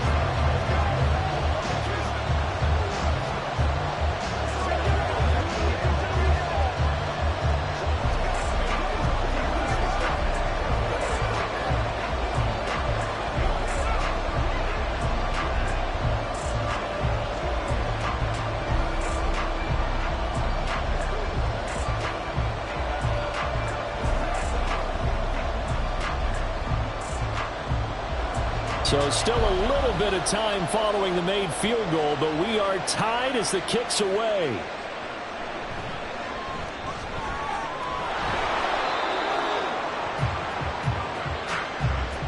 So thanks to the late field goal, we are all tied up heading to intermission. As we send you on over to Orlando for Jonathan Coachman at our EA Sports Halftime Report. Take it away, Coach. And ready to get the party started for the second half. It was an even first half, all tied on the scoreboard. And he won't quite make it to the 25. The Cowboy offense set to go to begin this third quarter. Well, the first half, very even. I mean, really, in all facets, this ball game tied, Charles. So as we start the third quarter, curious to see what the second half brings us. Certainly am. I'm with you on that one. And we all know a lot of coaches from the NFL all the way down to the Pee-wee level. They love to spin it to their teams. Hey, we're starting a brand new shorter ball game. It's all even. Let's go out and seize it. This is ours. It's a first down, his fourth catch of the game after having 3 in the first half. Well, this defense certainly knows they're going to have their hands full trying to slow down this passing game. Here's an example on the very first play from scrimmage. I think we'll see some different looks, maybe some pressure from different places, but it didn't work there, and it's a quick first down. First down, Prescott. And his throw's going to be incomplete. To give you an idea of how accurate he's been throwing the football, we're in the second half. That's just his second incompletion. Well, if he's that locked in, that means everyone's locked in, because to me it's like throwing a no-hitter in baseball. The pitcher may get the credit, but a lot of people making plays behind him in the field. A second down throw for Prescott. That's dumped off to Pollard. And he showed off the athletic juke. Good little gain there. Not a whole lot of real estate, but a nice carry. They get 6. That'll leave them with 3rd and 4. And a nice gain and a broken tackle along the way. And really, we shouldn't be surprised, should we? That's what runners do, especially the best ones. They break tackles and gain extra yardage. Out of the gun. Here's Prescott.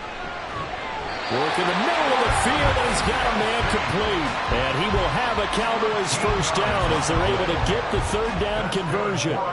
And that's well executed there on third down. And I love the confidence that they had to let their tight end try and find some space in the middle of the field, right in their quarterback's line of vision. And QBs love to make that easy throw, and they hooked up there for a first down. They'll go with Pollard here on first down.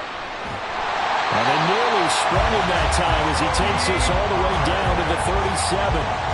11 more on that one and another first down. Those are the type of runs that we did not see from him in the first half, but a good start to the third quarter. And I know what everyone's thinking that's watching this. They did a great job adjusting at the half. Oftentimes you don't make adjustments. You just dial into your game plan a little bit better, and maybe they're starting to make some headway. So give him 2 yards there on the completion, and that'll make it second down. It's a game of matchups, and that's why you take your receivers and move them around a bunch, especially your best guys. And when they work out of the slot, you often hear the coaches talk about how great it is because it gives you a two-way go. You can break out or you can break in. That makes it hard to defend. Second down, Prescott. And on the left sideline, he caught it, but out of bounds, according to the head linesman. Incomplete, so the ball a little late getting there, and it's third down. Out routes are always timing routes, and if the timing's off just a little bit, it can really throw off a play. It looked like he let him a little too much there. Yeah, there was a fraction of a second because he caught it, just couldn't stay in bounds. On third down, it's Prescott. Nowhere to go here. He lost the football. Offensively lucky they're able to keep the football, but now fourth down, so they'll have to boot it away. I do think, though, they're going to look at this as a positive. One, they recovered the fumble, so they retained possession. But two, being able to punt it changes field position for them. Imagine if that turnover takes place there. Now your defense has to go onto the field and try and hold. Instead, they get a little breathing room. And no return possible here as they angle this one out of bounds. So we get a look at the Lions offense as they get ready for their first possession of the second half. Now this game, it has obviously been all about the defense on both sides of the football. Which offense is going to break through here? We'll see if they can do it on this drive.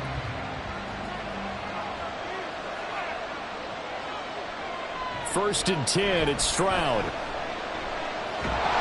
And the Cowboys pressure gets there this time for the sack. Big DeMarcus Lawrence getting in there and bringing him to the ground. Well, he was really focused downfield, but there was really no viable options. The coverage was too good. And the defense really quickened the tempo of that play with their pass rush because there was nowhere for him to go with the football. The only place he ended up, down on the ground. A second down pass play there, but it's incomplete. And this drive is almost over before it began thanks to a great defensive effort. Sack on first down, followed by an incompletion. One more good rep, and they get off the field. An incomplete pass on that last play, and that means they'll need to come up with something here on third down. Stroud working out of the gun. And he's going to be brought down. Back at his own 6-yard line. DeMarcus Lawrence picks up his second sack of the afternoon. That's his second sack of the game. The best defensive ends, they do their homework as much as offensive guys do. They know how to beat the offensive linemen across from them, what moves they need to do to set them up. This guy's been pretty good at it all game long. And here now the punter Fox as he sends this one away.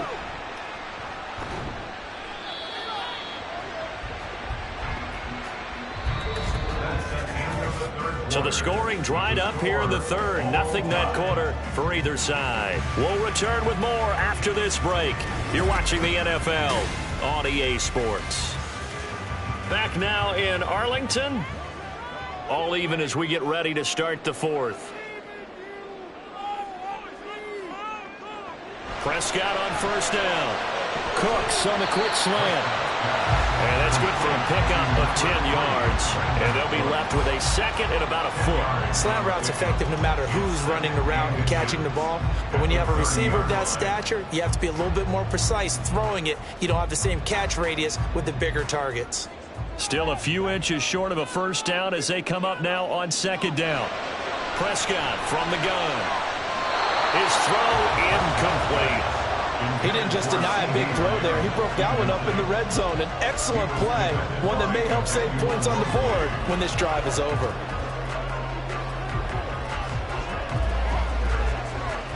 By the way, you'd be looking at about a 47-yarder from here as they come up on an important third down. Prescott to throw it. Pass taken in by his big tight end. And he will have a Cowboys first down, and he'll have it by plenty as they're able to keep the drive alive on 3rd and inches. And the tight end is certainly a position built to move the chains because they can control space underneath. If they've got good hands, then of course they're a dynamic target. But one other thing is they're right in the sight lines of a quarterback on just about every play. And that makes it easier for the quarterback to pick him out and deliver. Dak's got this one complete to Pollard. And he'll be out of bounds as he gets this down to about the 21 or 22. They'll give him 4 yards there, and it's second down. I think the best offenses love to get the ball to their running backs in open space because they have the ability to make people miss, and they also have the ability to run over people. And if you do that throughout the game, after a while, they might just run through some of those tackles and go a long way. Well, we saw him shed a nice tackle on that play. And a pretty good run as he'll get this down close to a first at the Lions 16. It's a 5-yard gain, but they'll still be a yard short here with third down now looming. Not a ton of room available on that one, but he made use of what space was available and gained decent yardage.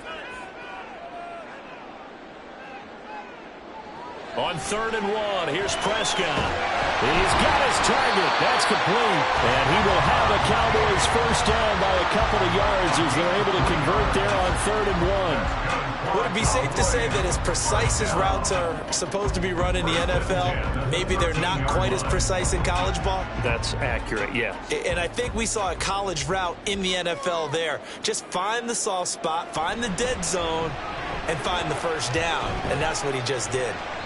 And he'll fight his way down right around the 12. The tackle made at the 12-yard line. 1-yard gain brings up 2nd and 9.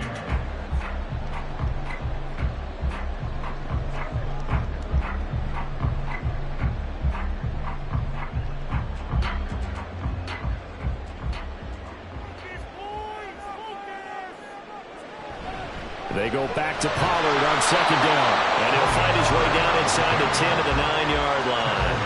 Now, what's the thinking here? Because a touchdown would be nice, but you've ensured yourself a chance at 3 in the lead. So how worried are you about the 6? You're not very worried about if you're confident in your kicker. And if you got a kicker who can put it through the post, you feel really good about trying to bleed that clock down.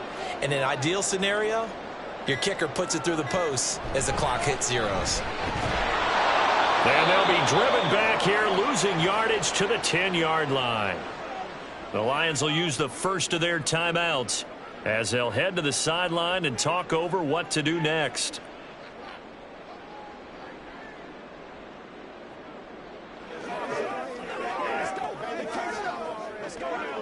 So the field goal unit is on the field as this is a big spot right here. This for the lead in the final stages. And his kick is good. And with a little over a minute to play, they have taken the lead. Big kick right there to give them the lead in the 4th, but there is still time left for a final drive. Did they score too soon? Post-game will tell us, right? Depending on what happens on this drive, that's how we'll analyze it. If the other team scores, they scored too soon. If they somehow hold on, they've managed the clock exactly right.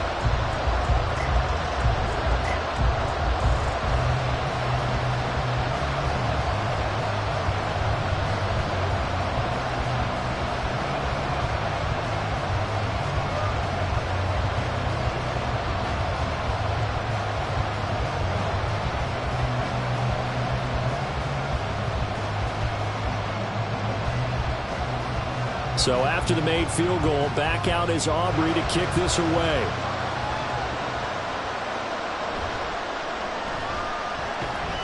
And he returns this to the 22. So now the Lions down 13-10, 70 seconds remaining. And they need at minimum 3 points out of this as they come up 1st and 10.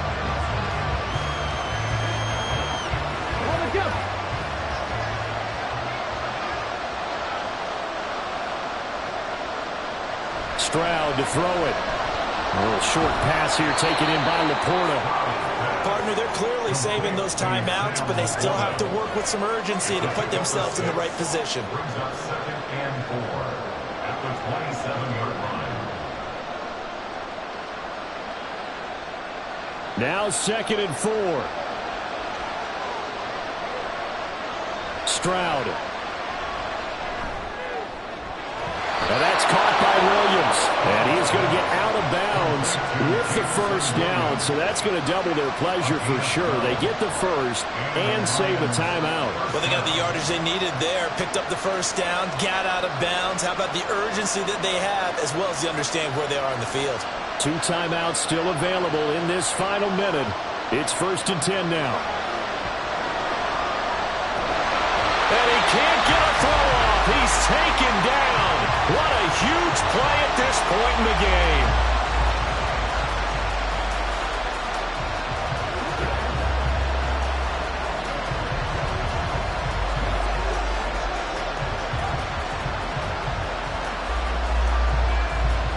Here comes 2nd down.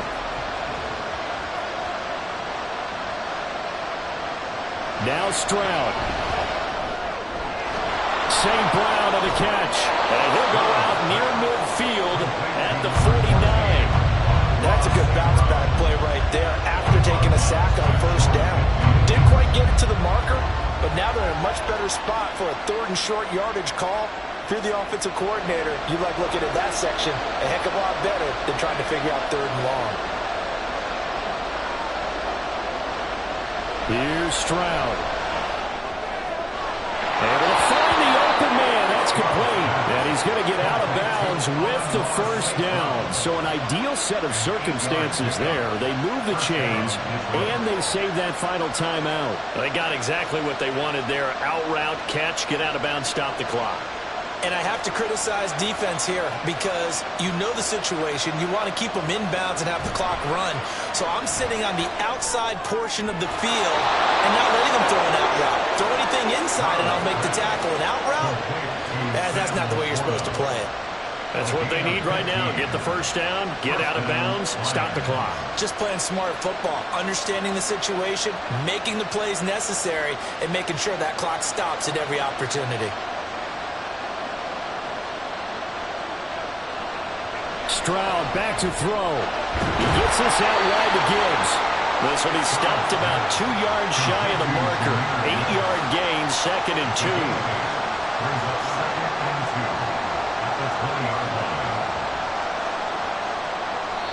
And now the timeout call. So 5 seconds left, and a field goal would send us to overtime.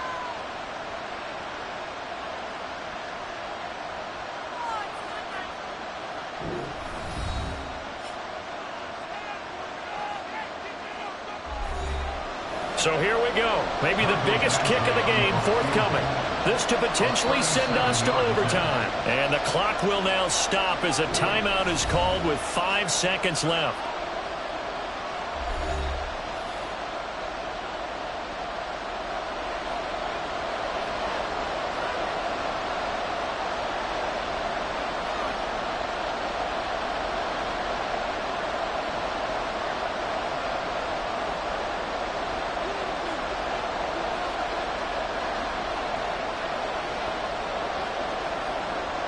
Here's Michael Badgley ready for the field goal try. This to tie things up in the final minute. And his kick here is good. And they will tie this game here in the final seconds. So a money kick there in the final seconds. And now, barring any hijinks on the kickoff here, partner, I think you and I, we're going to settle in for a little overtime. And I wouldn't have it any other way. This has been a dogfight all through regulation. No reason to think it won't continue in the extra period.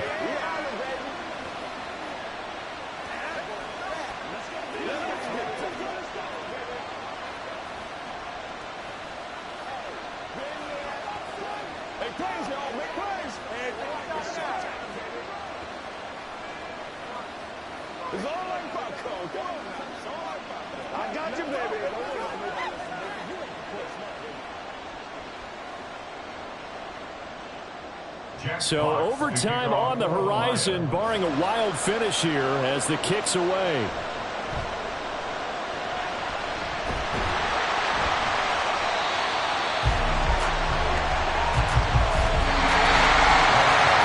So 4 quarters wasn't enough, and we are off to overtime. Don't change that dial.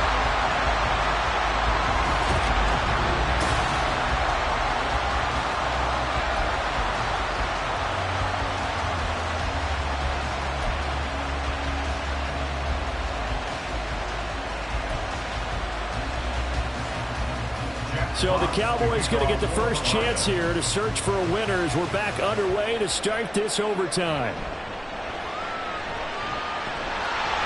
And a decent return out to the 27-yard line.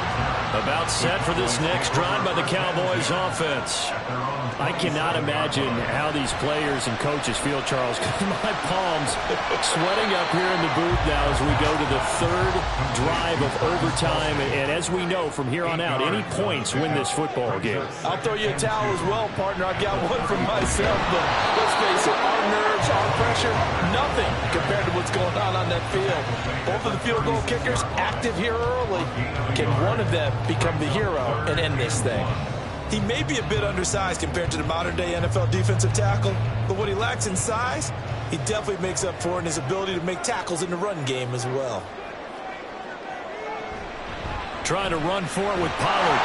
And he will have a first down here at about the 40. They're able to convert with a gain of 4. Everyone understood their role on that play. 3rd and 1. You know the defensive guys, they're trying to get down and get low and get leverage on the offensive lineman, but they didn't allow that to happen. They created a crease and allowed him to get through for a first down. On 1st and 10, Prescott. Short throw hauled in by Kelsey. Completion was given up, but that's why you play zone defense, so that you can have people around the ball when it's caught, and you don't give up much run after the catch.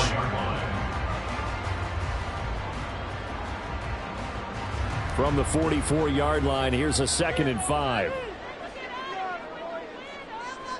Here's Prescott. It's complete to Diggs. Charles, you get into these overtime situations, that's not a bad guy to dial into. Well, when you have to have plays, especially in a spot as you just described, we're in OT, you've got to go to the guys you can trust and you know are going to make the plays. What they say, it's not the X's and the O's, it's the Jimmies and the Joes. Play fake. Here's Prescott. Throwing left sideline there, but it's incomplete.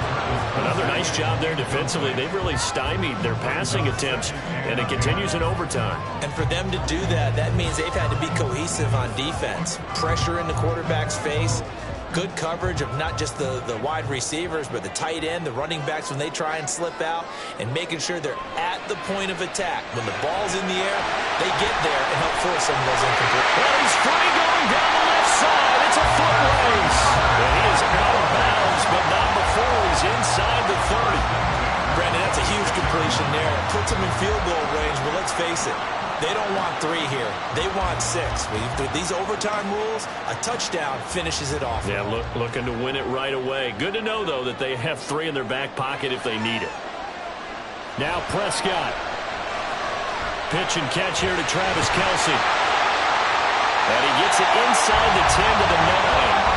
Defensively now, the ultimate challenge. Of course, if ball gets in the end zone, this thing's over. And I remember my coaches always talked about in goal line situations, and now you're in overtime where they have to keep them to 3 points. Otherwise, this thing is done. Win your individual battle within the framework of the team defense. Beat that guy across from you and make a play. I expect them to attack on defense and not sit. And this ball is caught by Lamb. Touchdown, Dallas. That's why you've got your star out there. Throw the ball to him. They did. That's simply saying we don't care what coverage you put out there. He's so good. We're going there with the football anyway, and there's not a thing you can do about it. Inside the red zone, they go to him. He gets it done. Aubrey good with a PAT. And they will take a 7-point lead.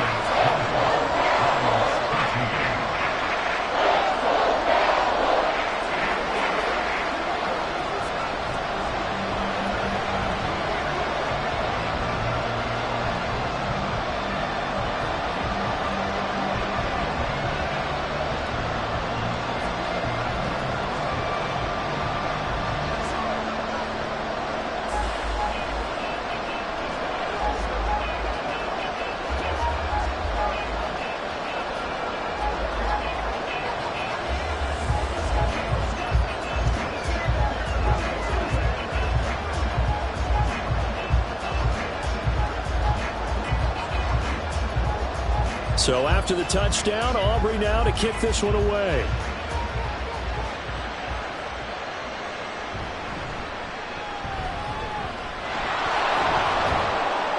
And they'll start this drive just across the 30. Pretty nice work on the return.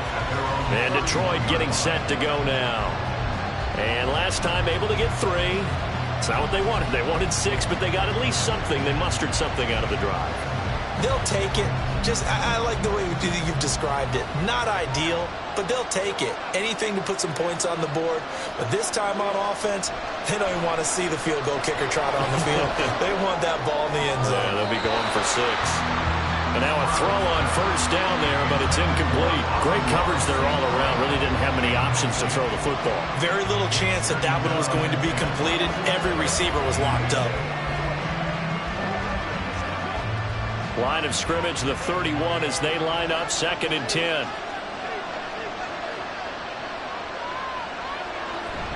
Stroud sets up the play action. Forced out to it, and he can't find a receiver, and he's brought down. Micah Parsons Able to get in there for his 2nd sack of the afternoon. And this dominant defensive performance continued on that play. This poor quarterback has not received the protection he needs and has had to pick himself up off the turf far too often.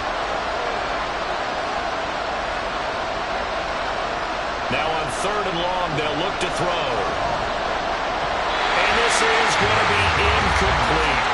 And this defense definitely in his head there on third down, and he's pretty fortunate. They didn't call for grounding on this one. That was a good 10 feet over everyone's head. A big call here in overtime. They're going for it on fourth down. Stroud out of the gun here. Over the middle and taken in by Laporta. Look at the big man rumble. Inside the 10. Touchdown, Detroit. Well, Charles, kind of the future of this franchise on display right there. You had a rookie throwing it, a rookie catching it, and taking it into the end zone. Could you imagine if we were in the owner's box right now and we could look at the front office and see the grins on their faces, to see the present making plays and knowing what the future will bring with these youngsters going out and making big-time moments happen for this team. Extra point by Badgley, up and good. And that will tie things at 20 all.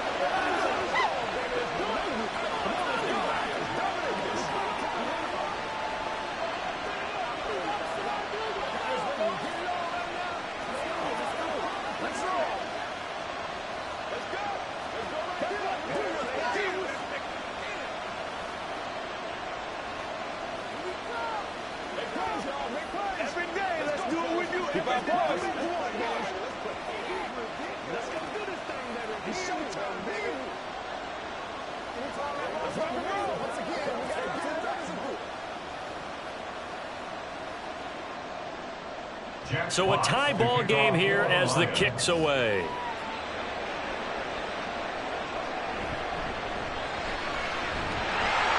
And a good return as he'll be stopped just shy of the 30-yard line.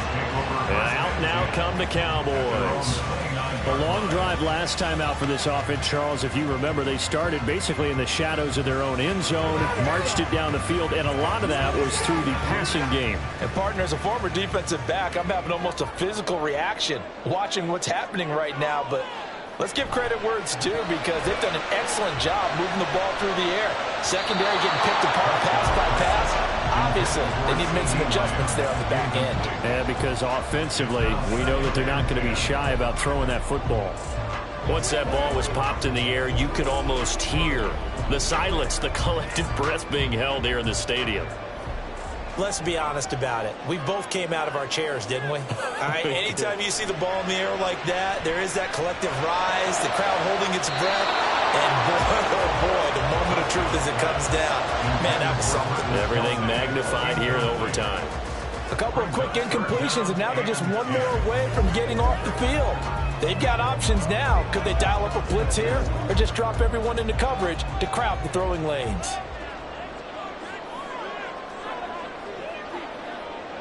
Here's Prescott. Finding Kelsey. He's got this almost to the 40 before going out. Now, that's going to be a tough one to explain when they get together and watch the game film, isn't it? I mean, they had the right call, had the out route. He's got to know where the first down sticks are, yet he steps out of bounds that close. Not their best play. Here's Brian Anger now. On for a very important punt here in overtime.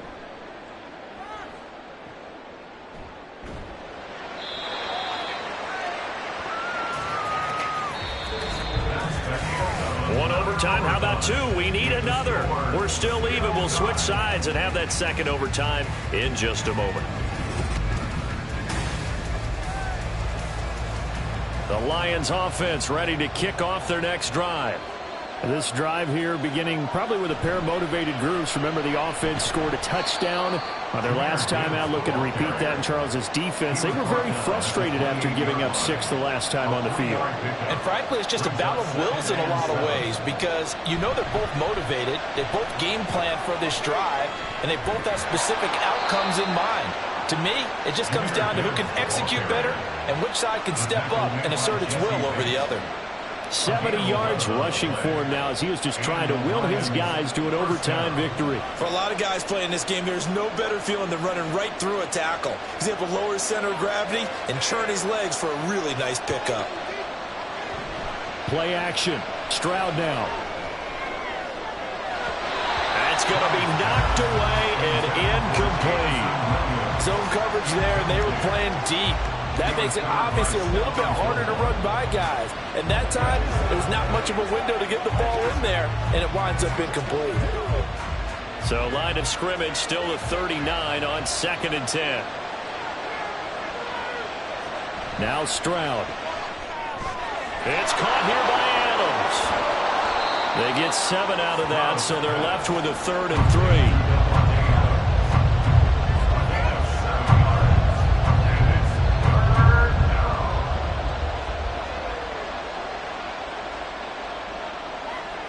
Coming up here looking for 3 yards to pick up the first. Now here's Stroud on 3rd down. He had him. He was open, but he couldn't get it to him. It's incomplete. But the other day they told us when we've got 3rd and 5 or less, we have to be able to convert. And I guess every team would say that, Charles, but an opportunity missed there. What they were trying to tell us is they believe it's a matchup game at that point, and they liked some matchups that they had, thought they could exploit them, unable to do so on that play. Now on 4th down, on is the punt team sending this one away. 36 yards on the punt with no return. And the Cowboys will be backed up to start the drive. They'll have it 1st and 10. Dallas offense set for this next drive. Charles, a very uninspired effort. The last time we saw them out there was a quick 3 and out, then they punted the football. Yeah, and you never want to get stopped so soundly during a series, but what would be even worse now is letting it happen again right here. They've got to get going. So the drive's going to start with Pollard. And he'll use his blockers to get this up over the 20 to the 21. A solid run on 1st down. Gain of 7 leaves him with a 2nd and 3. Well, no matter how they phrase it, staying on schedule, staying ahead of the sticks, whatever you want to call it, 7 yards on 1st down, that fits the bill. 2nd down and 3. Going to run again here with Pollard. And he is met at the line of scrimmage, and he goes down right there. As usual, the hallmark of a good run defense, linebackers making plays near the line of scrimmage. Absolutely nowhere to run there.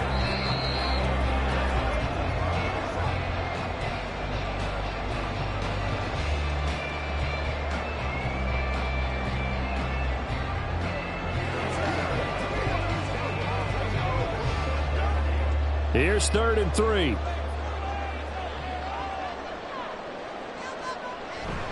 Now it's a bootleg with Prescott. And he bats it away, and it falls down incomplete. Whether that's a little grabbing, a little hand fighting, by any means necessary on 3rd down, he was able to get the job done in the secondary and swat that one away. Here's Brian Anger now. And in double overtime, this needs to be a good one.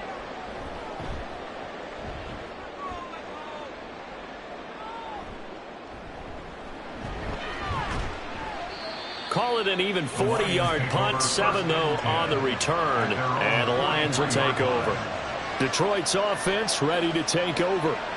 Over on the sideline, hoping to hit that reset button between possessions. Last time out, they had to punt it away. This time, hoping to finish this thing off in the end zone. They've got good starting field position as they come up here 1st and 10 at their own 43. And Stroud now to throw. He will go down. A Cowboys sack. It'll be a loss of 10. And it'll bring up 2nd. I wonder if they're wandering back to the huddle thinking to themselves, can we just hit rewind and go back a play? Definitely not the down they wanted to begin this drive by giving up a sack. But for the defense, that's exactly how they drew it up. The 2nd down throw now from Stroud. That's to the sideline and incomplete. And now 3rd and very long. Are you cautious here? I think you have to be, because the first mantra of any football game is don't lose it. Then you give yourself a chance to win it. And if you go ahead and force something now, take a big shot that doesn't pay off, you didn't help your defense out at all. Yeah, especially here in overtime. Stroud here on 3rd and long. Oh, and it's intercepted. Picked up by Trayvon Diggs. He may go. And he takes this one back into the end zone. And the Cowboy defense has a touchdown.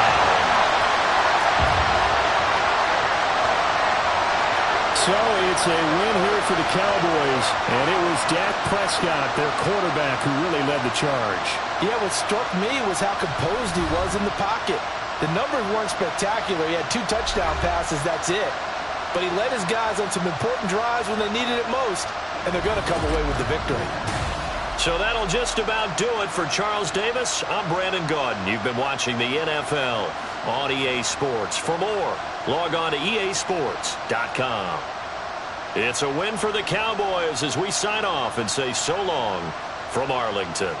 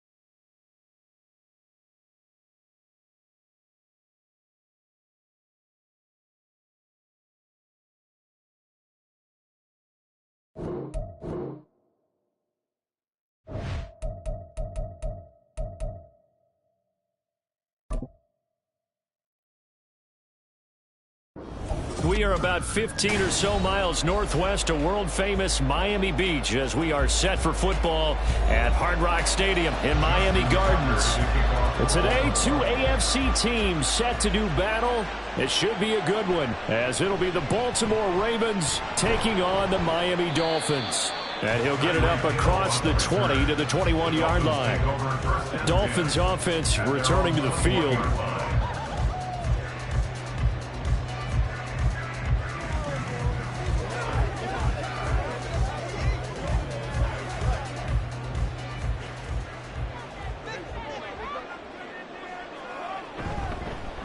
They'll run here with Raheem Mostert. They'll get this to the 24, and it's second down. Oh, that's a real nice job there by the defensive front. They just engaged and held their ground. But how about the guy who made the play? We often talk about whether they take a good first step or not. Many times you just don't take any step. Just get your feet moving, get your body going, and then once he made the read, he was able to make the play. Second down, here's Mostert again. And he'll get this up to the 34-yard line. A 10-yard pickup, and it's enough for a Dolphins first down. Well, there's plenty of real estate for him to maneuver on that run, and let's face it, it shouldn't be a surprise. He's one of the better backs in the league. Had to come into this game with the idea, slow him down, otherwise it's going to be a long afternoon. On 1st and 10, Joe Burrow. And that's going to be incomplete. Too tough to hold on to that one. It's second down. Well, anytime he reads man coverage, I don't think it's going to be the only time he'll try and hit that route to the outside in this game. He'll test the perimeter, but that time they were up to the challenge. So now 2nd and 10 after the incompletion on 1st down. Burrow looking to pass. And this throw incomplete. And the defender all over him that time, but it's going to lead to 3rd down. That's what you're going to need to do against those big receivers. You got to get in there and get physical with them. That time he got in close, got in tight, and knocked the ball away. So back-to-back incompletions, and that has him staring at a 3rd and 10. Now it's Burrow. Nothing open downfield. He keeps it himself for 11 and a first down. He's a talented runner, and that means he's always looking for bigger and bigger gains when he takes off. Certainly found some bonus yards there beyond the first down marker, and this early drive will continue with that extra jolt from his legs. So after 2 first downs, they get another here. 1st and 10 at the 45. From the gun, a run with Mostert. And across midfield he goes into Raven territory. It's a 6-yard gain on the ground, and that'll make it 2nd and 4. A quick burst there, and he nicely bit off a pretty decent gain. This 2nd and 4.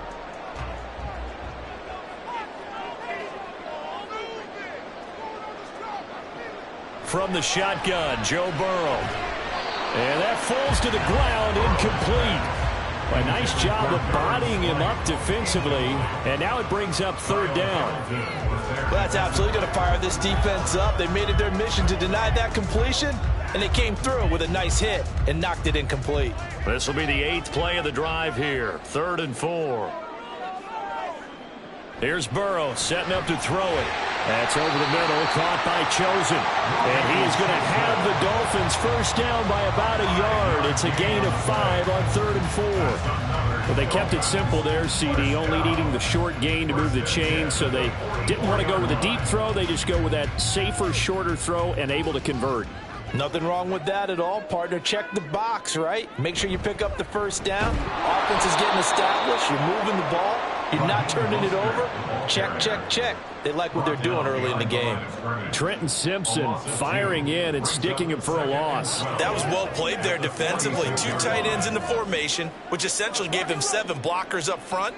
Hard to imagine with all that size and beef that they could let a tackler through, but that's exactly what happened. A loss resulted. Meanwhile, Burrow's throw caught by his receiver, Hill. That'll give him 8 that time, and that'll bring us to a 3rd and 4.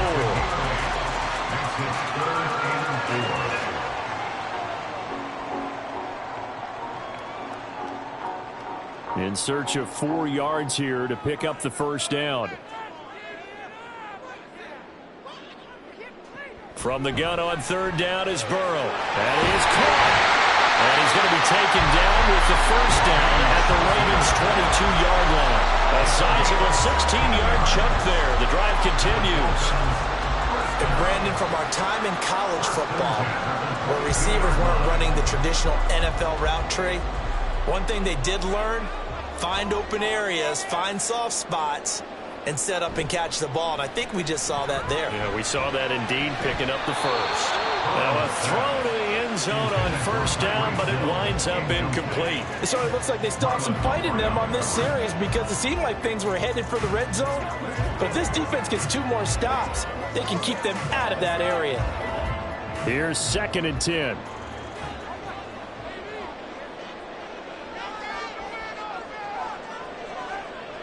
Throwing again, it's Burrow. That's going to be caught by Waddle.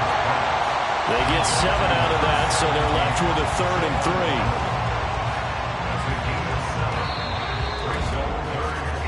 3. We're scoreless after 1.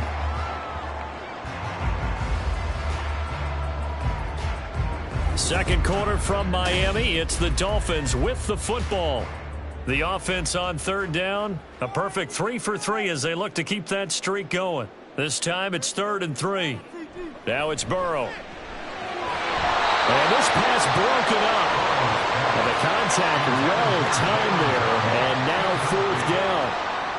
That's a good job there creating the contact to force the incompletion. And now since it's 4th down, that should set up a field goal situation. And a nice sigh of relief defensively to be able to hold them to 3. A 32-yard attempt. Sanders' kick is good. And the opening drive for the Dolphins yields 3. So an opening drive field goal maybe doesn't whip this crowd into a frenzy, but I think that they will take the early lead. There's no doubt about it. They will always take the early lead, and maybe that celebration comes later if they play well and they can break things open. But right now, this is all about letting the offense just get settled in.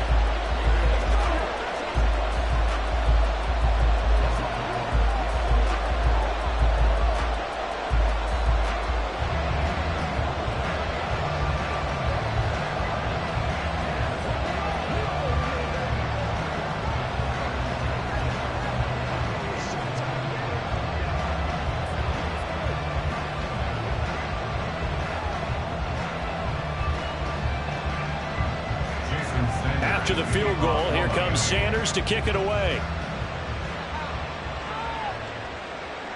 From a yard or 2 deep, here comes a return. And a nice job there on special teams to limit him to inside the 15 as he's dropped at the 14. Baltimore about ready to go on offense.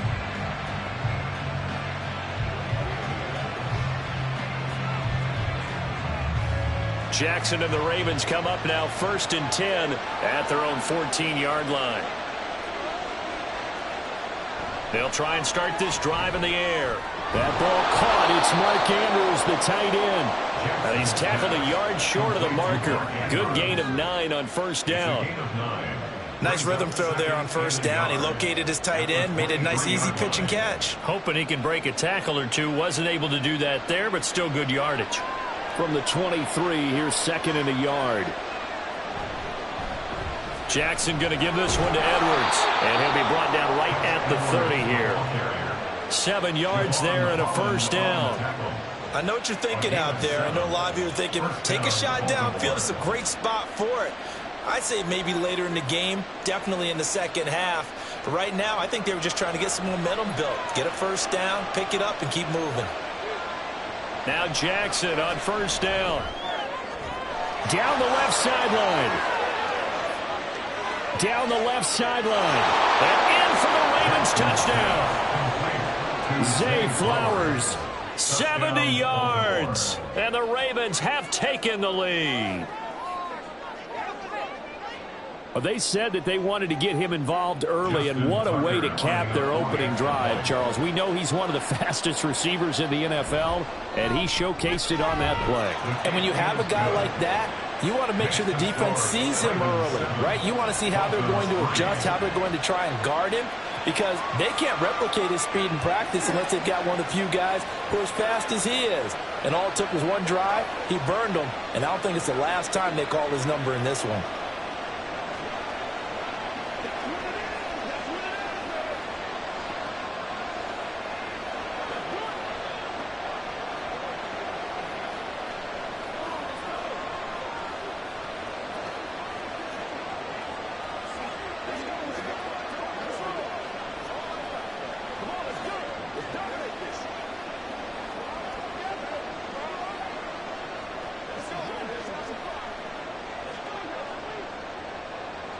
Tucker now to kick it away following the touchdown.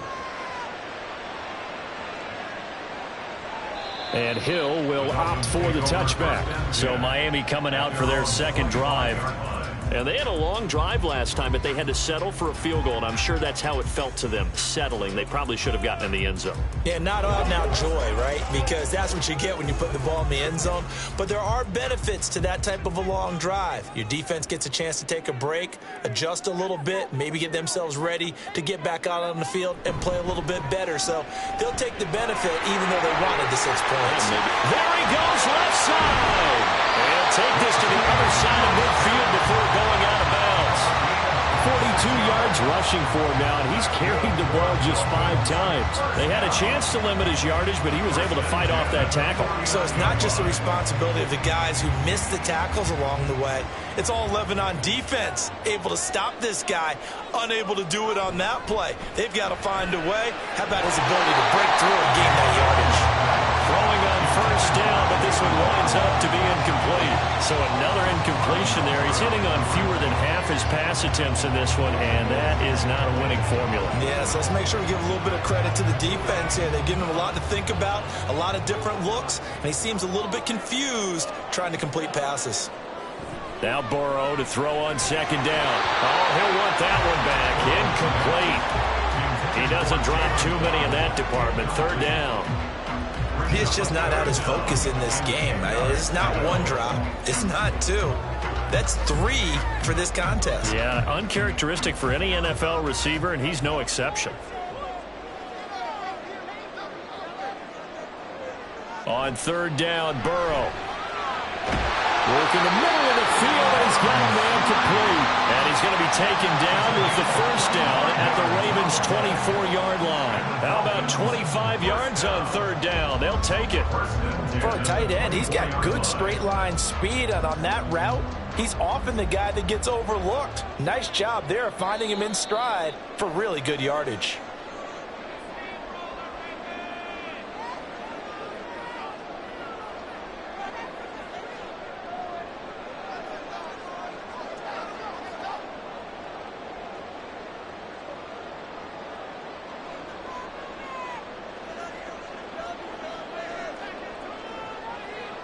First down, here's Burrow. And this will be incomplete.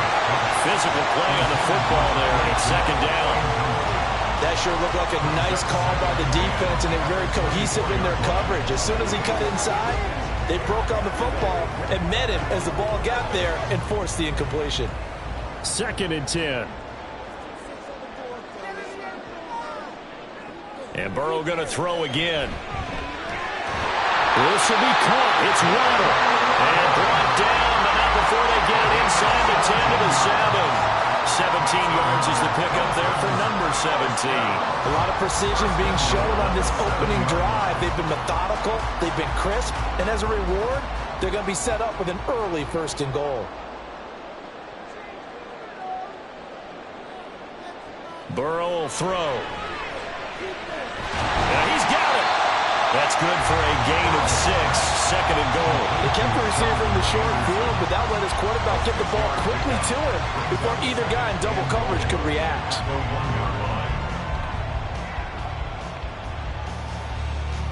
Second and goal from the 1.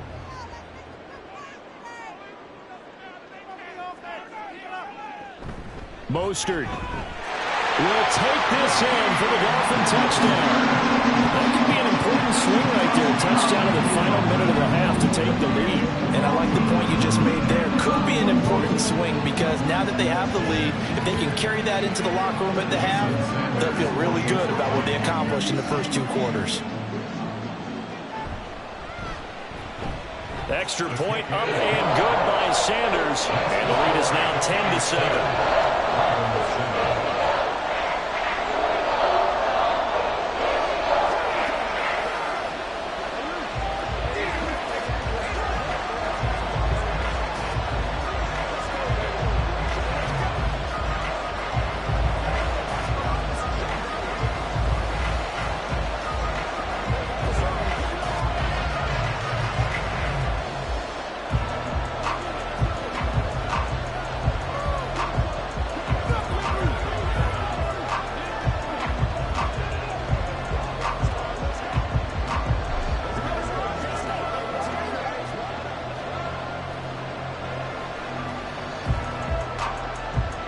Now after the touchdown, ready to kick it away is Sanders. And he'll just sit on this one as their drive will start at the 25. The Raven offense going to take over late in this first half with this slim deficit closing in on the end of the first half. We'll see if they can move this at least into field goal range and try to get 3 out of this drive. Just over 30 seconds to go in the half. They've got it 1st and 10. Now Jackson. Over the middle, complete. It's Flowers. Now the Ravens going to use one of their timeouts as they stop it with 28 seconds to go in the first half of play.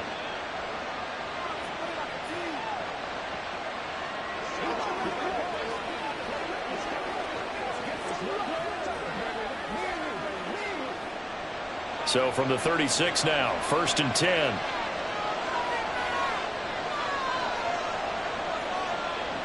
Jackson escapes the sack. And he couldn't get that one to his man. Short of him, it's low and incomplete.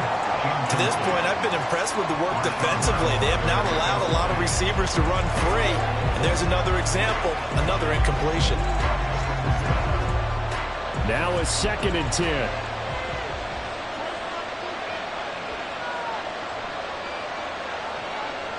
Here's Jackson. And that is incomplete. A lot of force bearing down on him there. He could not hang on. It's 3rd down. And partner, to me, that one was all about timing. If he's there too early, it's going to be a pass interference call. If he's too late, it's a completed pass. He was Johnny on the spot on that one. Now they face a 3rd and 10 after back-to-back incompletions. Now it's Jackson. And that one to the right side and incomplete. And that's a good bounce back after giving up a touchdown on the opening drive. Just 1 first down permitted and then out. Obviously no loss of confidence with that defense, and now they get to turn it back to their offense. 4th down, and out comes Jordan Stout here to punt. Back deep is Tyreek Hill. And looking up into the sun, he's able to make the fair catch inside the 20-yard line. So possession goes over here on the punt. And control of the football switching hands with very little time remaining until the half. 13 seconds, the time remaining in the half as they come up on 1st down. And they'll indeed start on the ground to run that clock. And he's not going to go anywhere as they get him down behind the line of scrimmage. Cameron Hayward getting upfield to make the stop. So we've hit halftime. Just a field goal separating these two teams at the break. As we go up to Orlando now and hand it over to Jonathan Coachman with our EA Sports Halftime Report. Take it away, Coach. Taken at the goal line. And he's up past the 20 to the 22-yard line. The Raven offense set to start this 3rd quarter. Charles, it'll be interesting to see what adjustments this offense made in the locker room. Haven't really been able to get anything going offensively. Virtually nothing in the ground attack either. So certainly something has to change here in quarter 3. And I'm pretty sure their friends from the defensive side of the ball told them exactly that, because those guys, the stop troops, they've been playing pretty well. They've kept them around in this game. Now, they got some time. The running game struggled in the first half. Opposition knows how to focus on defending the pass here. They've got to re-energize that ground game and maybe open things up for a comeback here in this half. Mike McDaniel, he's going to ask him to take a closer look at this call, and out comes the challenge flag.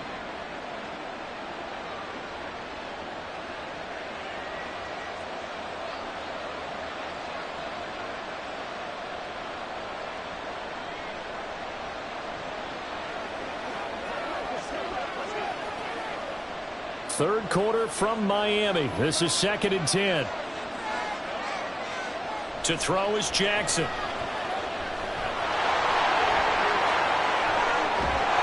And they work this well upfield across the 45. Big yardage there on the scramble. It gets him a first down. He's been patient this entire game, waiting for the perfect moment to surprise him with a quarterback keeper. There he catches him off guard and converts his first rush of the game into a first down. Gotta love that efficiency.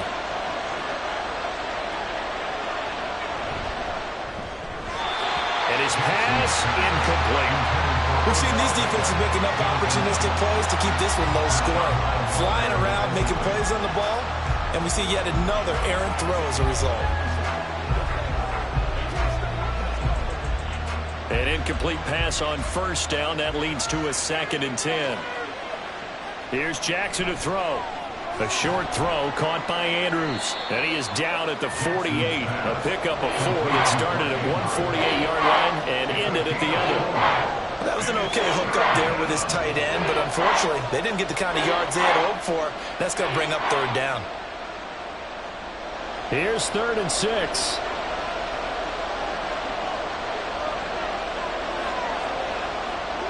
Throwing is Jackson. Over the middle, and it's caught. Keenan Allen. And he will have a Ravens first down as they're able to get the 3rd down conversion. Well, we're used to seeing the guy that you consider the #1 receiver double covered, but how about this guy? He's double covered and finds a way to make the play for a first down. That's how you increase your Madden rating, right? No doubt about that at all. And you know something? I think we'll hear about that from him soon. Jackson's throw into the hands of Andrews. And that's good for a gain of 6, and that will bring up 2nd down. Nice play call, a little bit of play action right there. If you can get those linebackers to freeze for just a split second, that's usually all the room you need in order to get it to your tight end.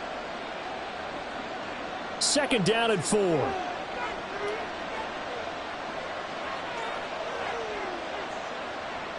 To throw again is Jackson.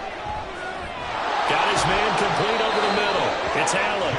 And he's got another first down as he's brought down at the Dolphins' 26. Give him 10 yards there as this offense is on a roll. This drive continues to plunge forward. To win any route, you've got to break down the defender, and that's exactly what happened here on this really nicely executed curl route.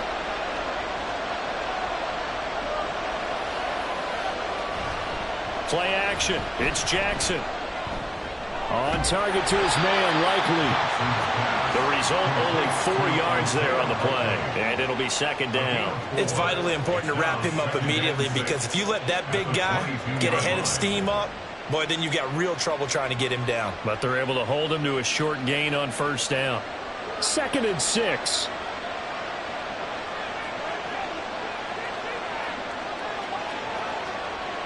Jackson. No hesitation, goes right back to Likely. And brought down, but not before they get it inside the 10 to the 7. Back-to-back receptions for him, and it's another first down. And I'll tell you what, this offense is playing a little bit of keep away right now. They've come out here in the 3rd quarter, possessed the ball for quite a while, and they keep on converting. Nice pitch and catch there to set up the 1st and goal. Again, Jackson. Looking end zone, but it's incomplete. I think he's got to be careful not to force anything into coverage right there. There weren't really any throwing lanes, but the best part for him, he's got 2nd and 3rd down to fall back on. They'll try again here from the 7 on 2nd and goal. Now it's Jackson. And this is caught. Touchdown, Baltimore. Keenan Allen, a 7-yard touchdown grab. And the Ravens have taken the lead as they go right down the field and score on the opening drive of the second half. Now Tucker to add the PAT. And that makes it 14-10. Makes the score Ravens 14, Dolphins 10.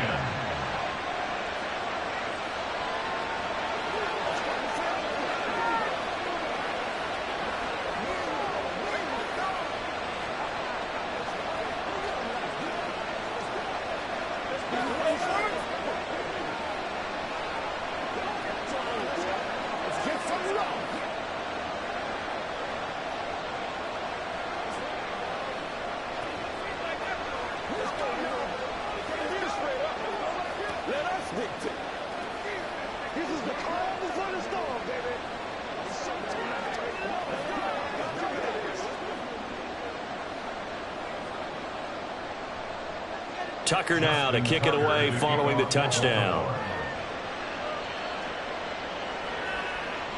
Hill is going to take it out of the end zone.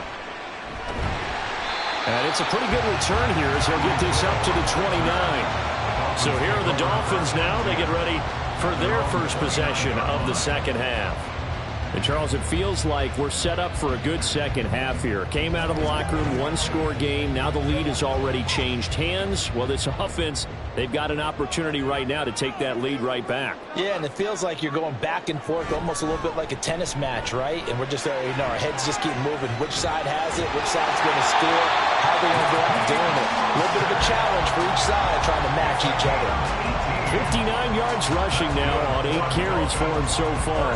Veteran running back like him, we've seen a lot of those chunk carries in his career. And that's why you don't just look at his birth certificate and decide when a guy is done, right? Because you know as well as I do, in this league, as soon as you hit 30, they're looking to let you go if you're a running back. Sometimes there's a little tread left on the tires.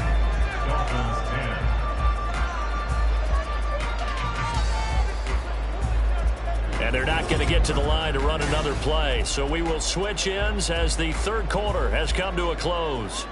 This is the National Football League on EA Sports. On first down, they go with Mostert again. And he'll get what he can up the middle, 3 yards. That'll bring up second down. They went right back to him, but he pretty much had nowhere to go on that play. Now, the previous carry looked pretty good. That one, maybe he was a little tired. I don't know. Yeah, maybe he should have tapped out and had a second back come in and maybe make that run. Who knows? And they'll come up 2nd and 7. Now it's Burrow. They'll get this into the hands of Hill, complete. And he is out of bounds inside the 35. Second catch for him today, and it'll wind up a first down. Working the sideline there. Good route, good catch. First down, and he gets out of bounds. Now you have to like the play calling because you have to run some guys down the middle of the field to draw some of the defenders away. They can't just let them guard the sideline exclusively. That's how it's going to work. Sidelines and then completions to use the clock.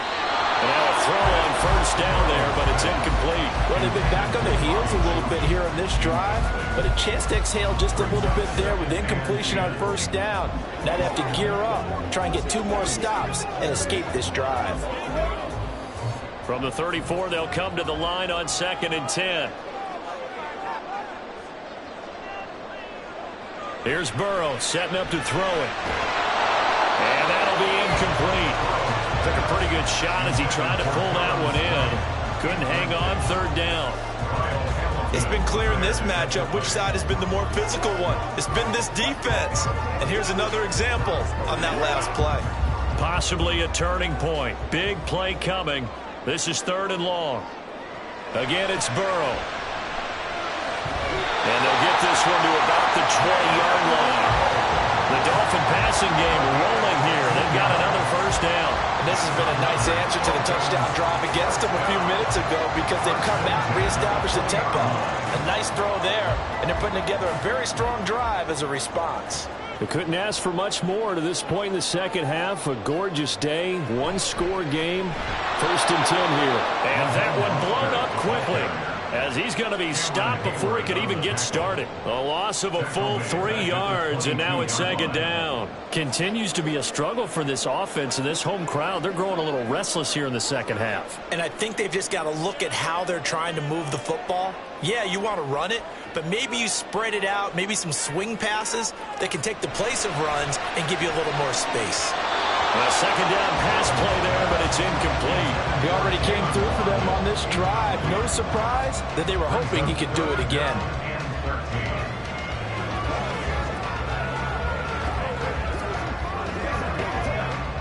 Well, here's a big one. You can just feel it. This is 3rd down now. Burrow looking to pass. Oh, this will be incomplete. The rush gets home just as he was letting that go. That could have been worse. Instead, it's 4th down. Well, how about the coverage we just saw break out on 3rd down? Dime defense, blanketed the field with extra defensive backs and speed, unable to find an open hole to complete that pass. Here we go. It's Burrow on 4th down. Pass taken in by his big tight end. And all the way down inside the 5 to the 4. And with the scoreboard against him here in the 4th quarter, this was definitely 4-down territory. Really nice job there finding a way to get open, and a really nice throw. That sets him up with 1st and goal.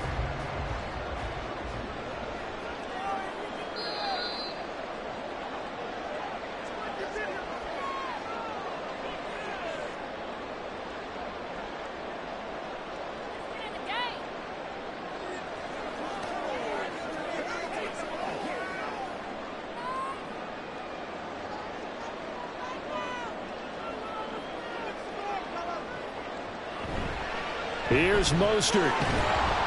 And he'll go backwards, losing yardage to the 5. Partner, you've got about 20 coaches on your payroll, but there's 60,000 of them in the stands. I don't think any of them like that play. And the later we go, it's starting to sound like 100,000 in here. Here now, 2nd and goal.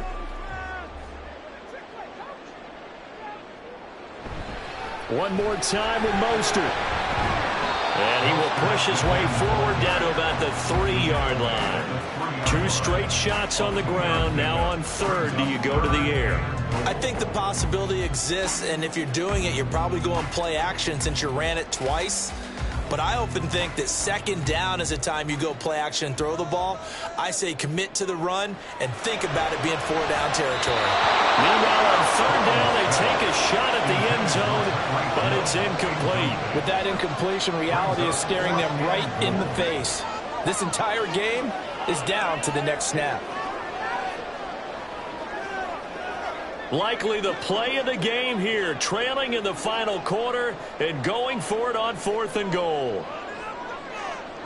They'll try and throw for it with Burrow. That is caught by Waddle. Touchdown, Miami. A 3-yard touchdown pass. And the Dolphins answer back with a touchdown of their own to take a 4th quarter lead. There was no going through the progressions on that touchdown pass. Yeah, nor was it necessary. His receiver won that route early, presented himself. No reason to wait. Go ahead and put it on him and score a touchdown. Extra point up and good by Sanders. So it's now a 3-point game here in the closing stages as a field goal now can only tie it.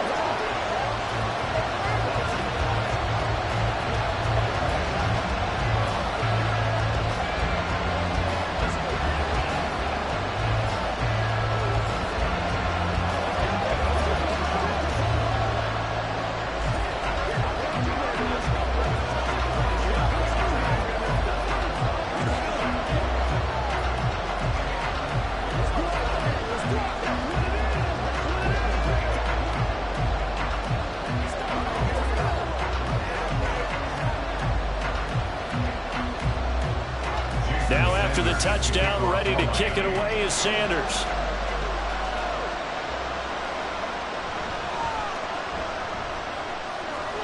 Oh, a good return up past the 30. And he nearly broke that for more, but as it is, still a good return. They'll start the drive right around the 37. Jackson and the Ravens, here they come. Down 17-14, a little over a minute to go. How will this thing pan out? We'll watch as they come up on first down.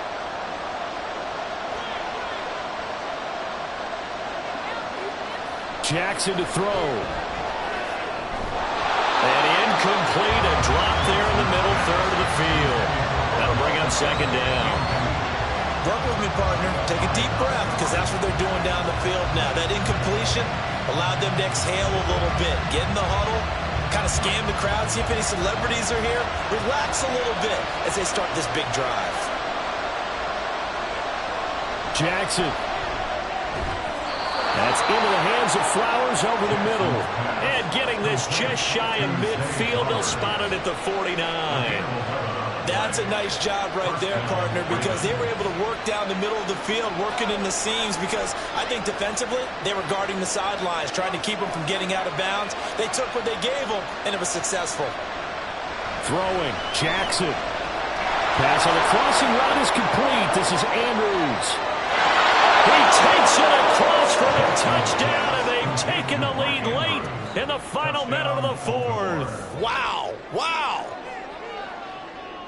What an outstanding drive right there to take the lead, and also, Charles, didn't leave their opposition with a whole lot of time on the clock. Yeah, I like the way that you're viewing this, because they did a tremendous job to put themselves in a position to win, but they can't celebrate just yet. They've got to clamp down on any big plays and force them to use up those timeouts without making any headway.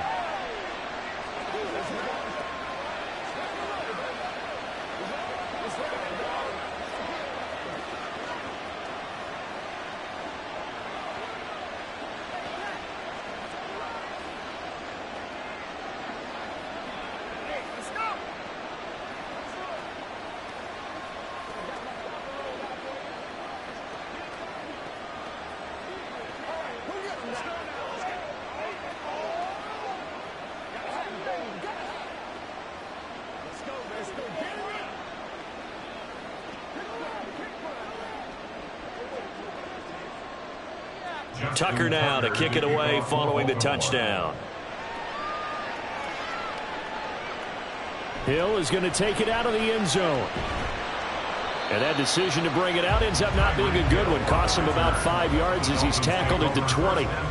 So now it's the Dolphins' turn. Trailing by 4. 23 seconds to go. They've got to go the full 80 yards, and they've got to do it quick as they come up on first down.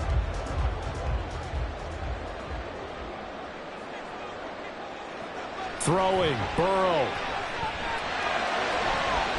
He's got to complete to Waddle. And they'll have a quick first down here as he gets out of bounds to stop the clock. Absolutely ideal there. Get a good size play, get out of bounds. Well, you saw the coaching there. That is taught and it is emphasized. Get out of bounds, understand your situation, as well as just understanding the game. All 3 timeouts remain. How much that'll matter remains to be seen. It's 1st and 10. He's going to drop this underneath to Mostert. Now the Dolphins going to burn the first of their timeouts as they'll stop it with 13 seconds left to play.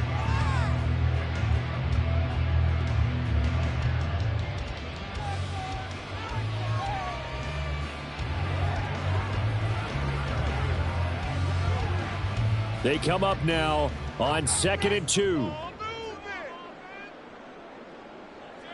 Now Burrow. This is caught by Waddle. Now they burn the timeout, and they're kind of in that gray area where they might be able to get 2 plays in, but maybe just 1 play left in this ball game. We'll see.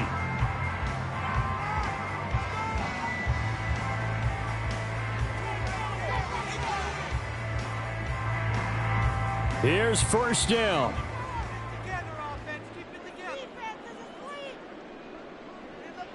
Burrow. He'll get this into the hands of Mostert. And now with 4 seconds left, we get a timeout call.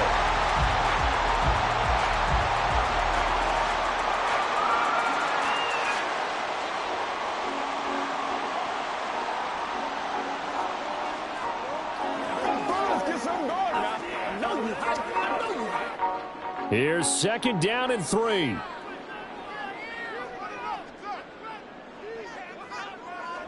A final shot now for Burrow. This for all the marbles. connect, but a late flag comes in. And the contact may have come too early. Of course, the game can't end with a defensive penalty, so they'll get one more crack. So now you get an untimed play, which should be the last one, unless it happens again and there's another defensive penalty. That one final throw here is incomplete, and that is how this one will come to an end. Well, you really can't ask for much more than what we just had here. Not only a close game that went down to the wire, Charles, but a clean one, too. No turnovers in this contest. And I think you're exactly right about that. To me, this is just a pair of offenses trying to find the slightest bit of separation from each other. And they were both hoping that the other side would make the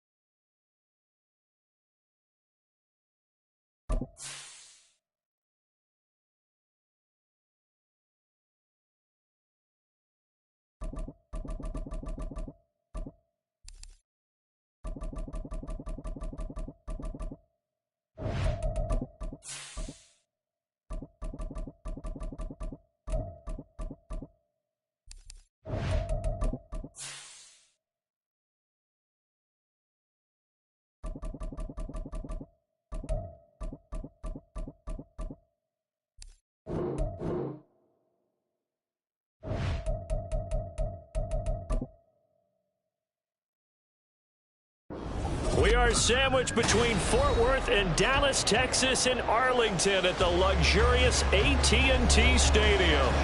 Today we've got an NFC matchup on tap, as it'll be the Tampa Bay Buccaneers taking on the Dallas Cowboys. And able to get this out to the 25. And now Dallas gets set to take the field.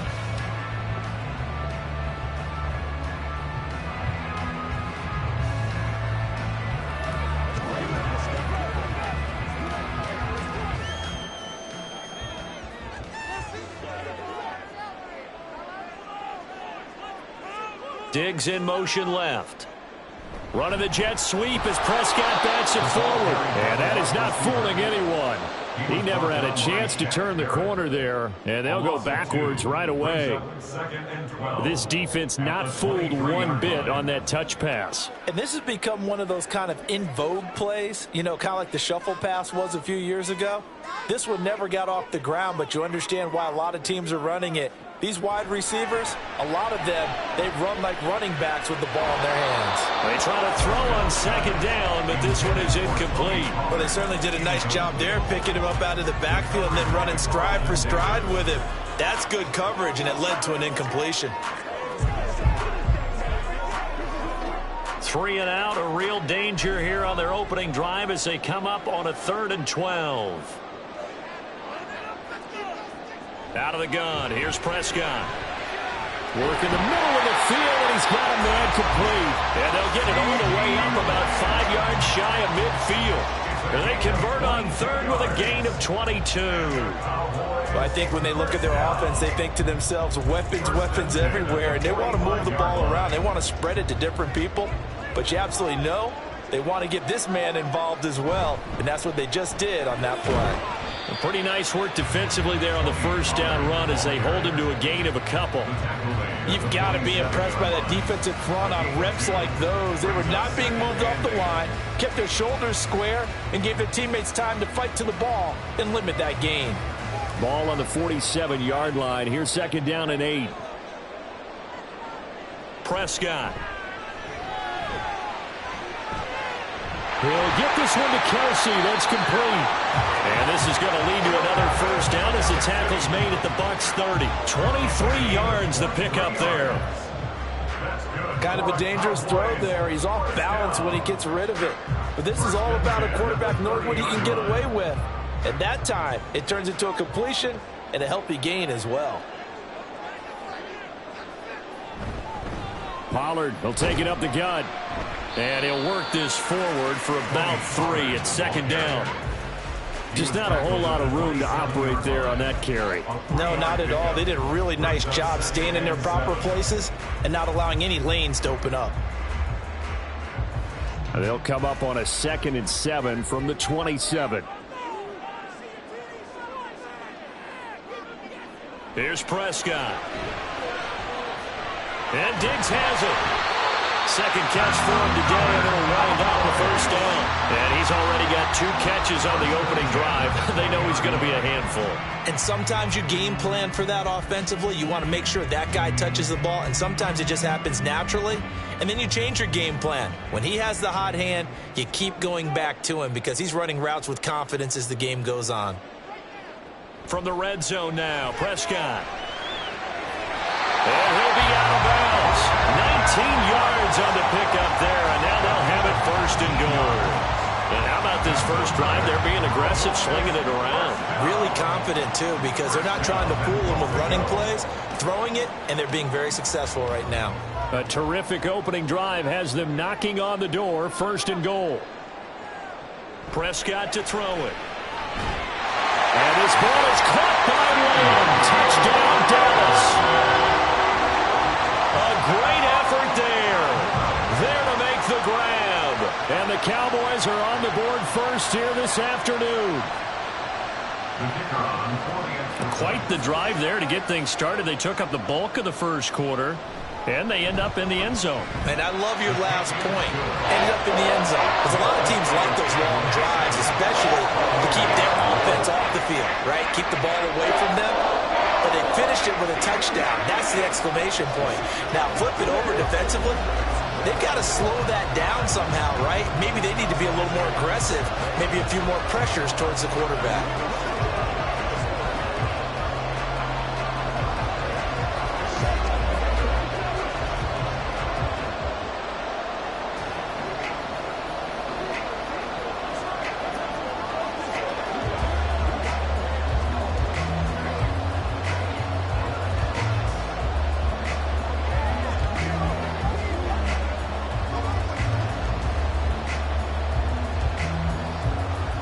So after the touchdown, Aubrey now to kick this one away. And here comes a return from just beyond the goal line. And no chance to get away as they'll get him down at about the 17-yard line. And the Buccaneers getting ready to go as they take the field.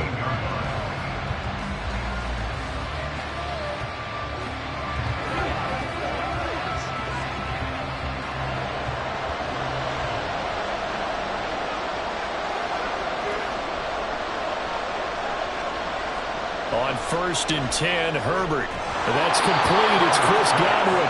And he's taken down, but not before he gets this across the 25-yard line. It'll be a gain of 10 to start the drive out, and by a few inches, that'll be a first down. Defense gives up a touchdown the opening drive. Offense, you got to want to get out there and get those points back right now. And that's a sharp throw there to get this drive off to a good start.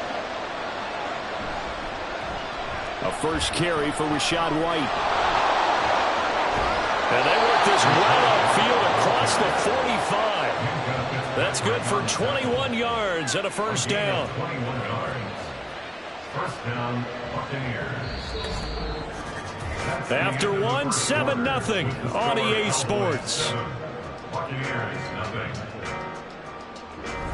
Second quarter now, and it's Buccaneer football as they've got it with a 1st and 10. From the shotgun, here's Herbert. That's complete to his receiver, Godwin. He's still on his feet. Touchdown, Tampa Bay. Chris Godwin, 52 yards. And the Bucs are an extra point away now from tying this ball game. As a former DB, you might not like to see that, but from a wide receiver's perspective, those are the plays they dream of. Correct on both counts, all right? Because once he took off, I mean, let's face it, that should have been done in Big Sky Country. Aren't any speed limits out there? And off he went. Glad I wasn't the one trying to chase him.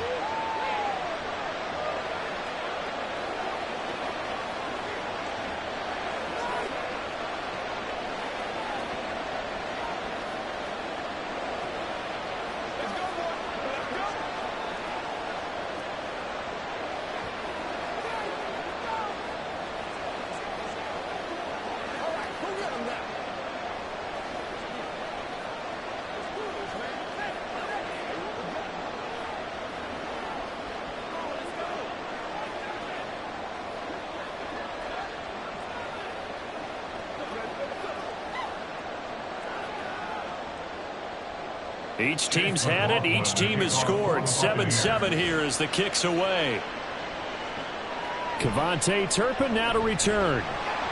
And some good special teams coverage as they bring him down just outside of the 15. Second drive forthcoming here for the Dallas Cowboys.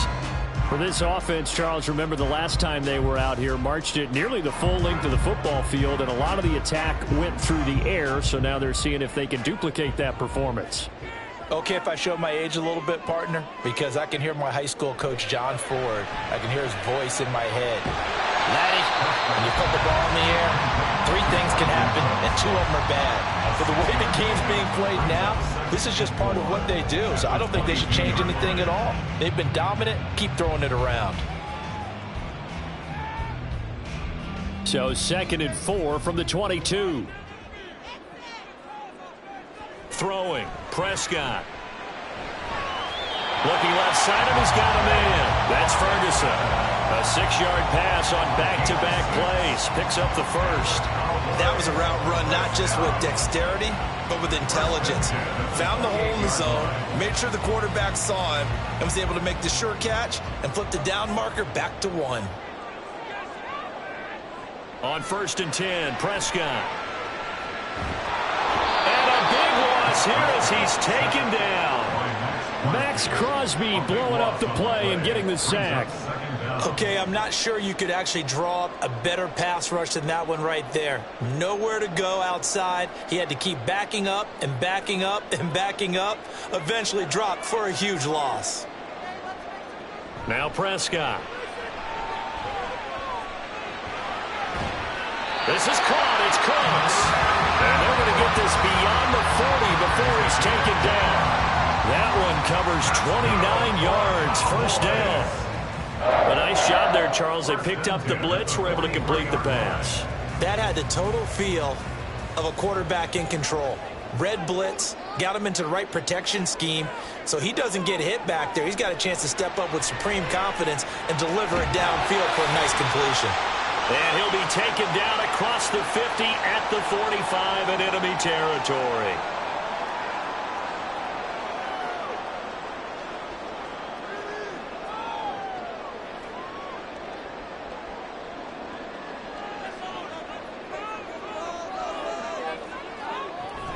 Off the play fake, Prescott. And down he goes, a Buccaneer sack.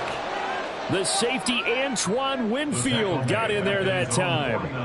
Oh, free safety blitz, that can be a gamble, but it proves fruitful there. Yeah, you're exactly right about the gamble because oftentimes the free safety is the last line of defense against a long pass. And when he comes at the quarterback, he'd better get home and make the play. Otherwise, a big play could result for the offense.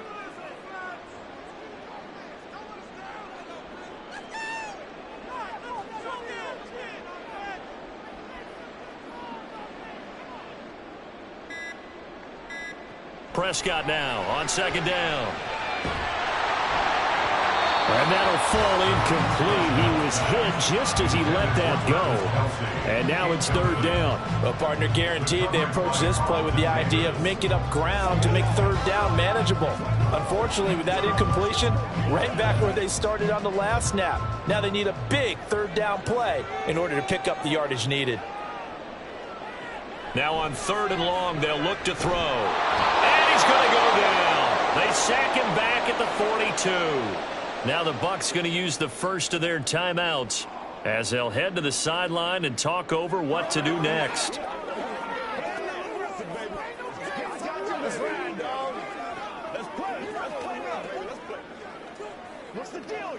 And the Cowboys going to bring on Brian Anger to punt on 4th down.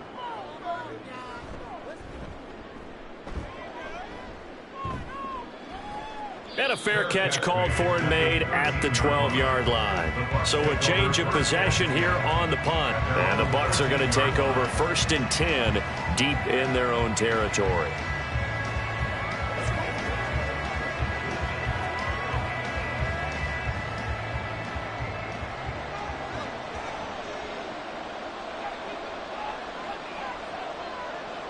Herbert on 1st down now.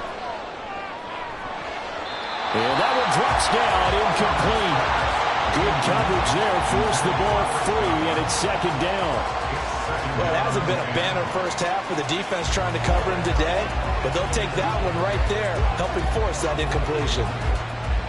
After the incomplete pass, here now is 2nd and 10. Herbert now. And that is incomplete. Nearly intercepted. The free safety couldn't quite get his hands around it, and it brings up 3rd down. Well, so far in this drive, they've done some good work. They force incompletions on 1st and 2nd down, bring up 3rd and 10. That brings up the big question. Do they bring pressure, or do they play coverage on this down? And a catch right side by Evans. And they snap him short of the first, as he can only get to the 20.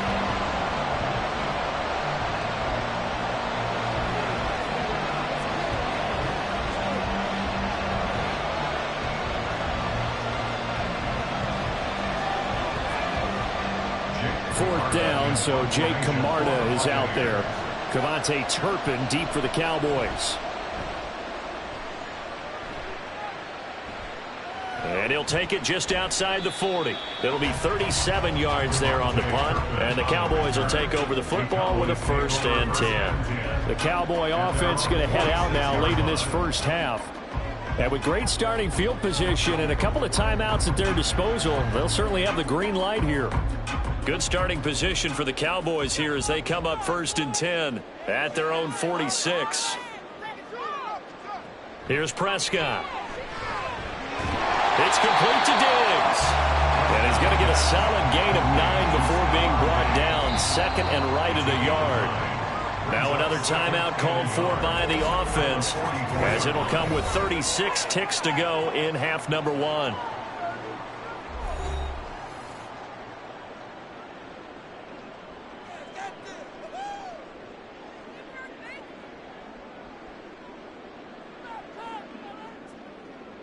Second down and a little more than a yard here. To throw is Prescott. They'll drop this underneath to Pollard. And past the 35, he'll be dropped a yard or two shy of the 30. 13 yards and a 1st down, Cowboys. And now at this point in the first half, you've got to realize as an offense, you're not going to get it all back in one fell swoop. This is going to be about sustained drives and making sure you finish with points. And that's a good throw there for a 1st down. Now a timeout signaled for, and they'll get it with 10 seconds to go before halftime.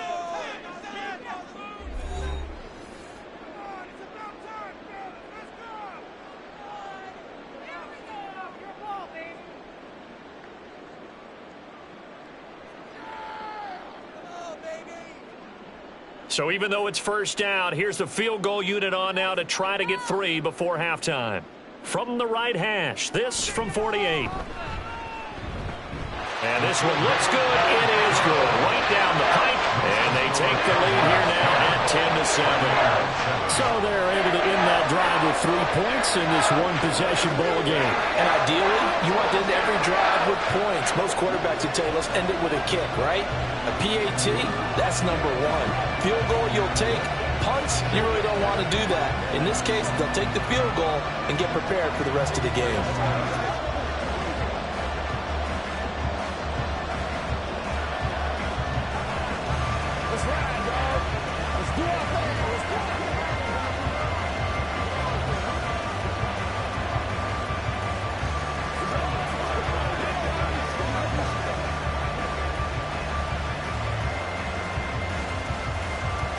Maybe time for one play on offense. 7 seconds to go in the half as the kick is away.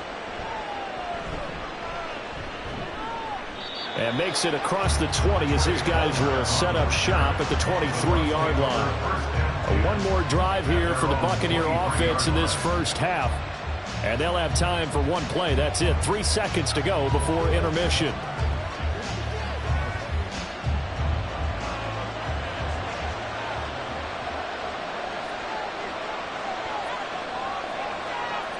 All that remains is to snap this once, and that'll do it for the first half of play. So we've hit halftime, just a field goal separating these two teams at the break. As we'll get you over to Orlando, where standing by is Jonathan Coachman. He has our EA Sports halftime report. And this will not be returned, so the second half begins with a touchback. The Bucs offense set to begin their next possession. This is a game, Charles, that's been fairly starved for offense. Really not much in that first half. We'll see if they can get something going here as we look toward the third quarter. And not just a chance to finally get a little more offense going, but to erase that small deficit they currently trailed by. I think they'd send a pretty powerful message to the opposite sideline if they drive it right down the field coming out of the half. So from Cowboy territory now, here's 1st and 10 at the 47. Herbert. Out route, and the ball is caught by Godwin. And he'll go out of bounds after taking it a little further down inside the 40. 2 catches in the first half. Now he's got a third here, and it's good for a first.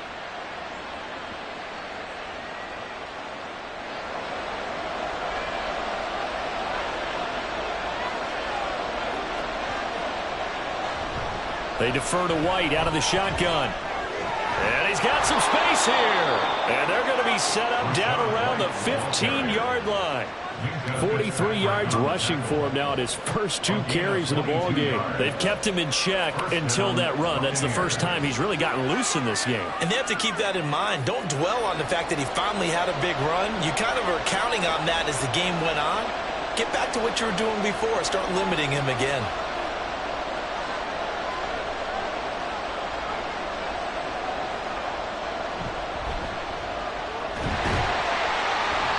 Nothing doing. He's immediately taken down at the line of scrimmage.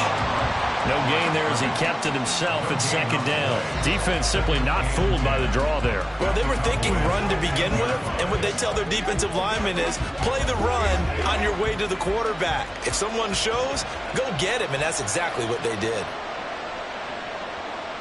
Back to throw here, Herbert. And he hauls it in for the Buccaneer touchdown. Cade Otton, a 15-yard touchdown grab. And the Bucs have taken the lead as they go right down the field and score on the opening drive of the second half. McLaughlin for the extra point. And that makes it 14-10. Makes the score Buccaneers 14, Cowboys 10.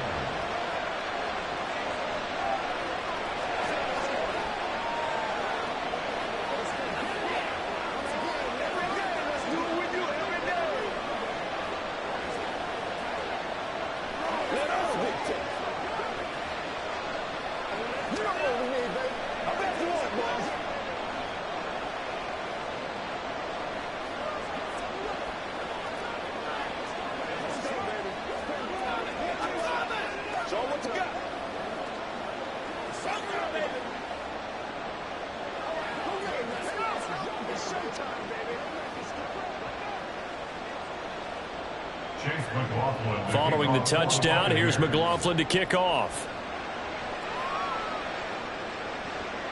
Kevontae Turpin now from his end zone. And he'll get it up past the 20 to about the 22.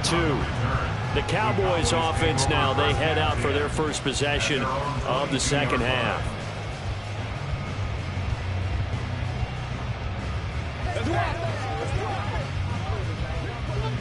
So Prescott of the Cowboys now with a 1st and 10 at their own 22. They'll try and start this drive in the air. Able to hit his target, Lamb. And able to break one tackle, but then quickly brought down. But a nice little gain. 10 yards on the pickup. It's 2nd and inches at the 32-yard line. So not quite a first down just yet as they come up on 2nd and less than a yard.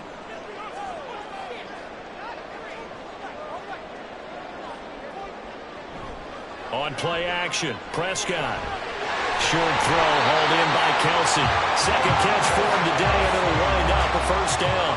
So much goes into a successful play, doesn't it? How about that play action there? Freezing the defense just enough to bring the tight end free downfield for the completion. 37-yard line. Line of scrimmage, the 37 on 1st and 10.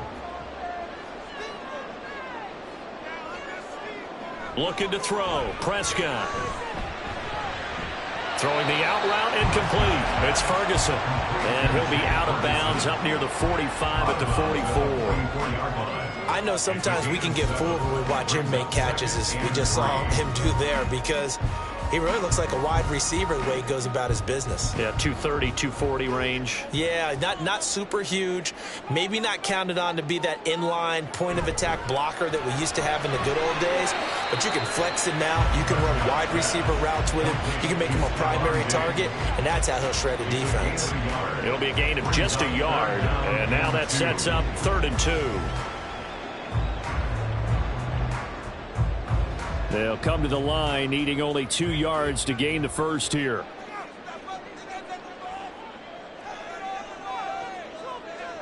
And again, it's Prescott. That's dumped off to Pollard.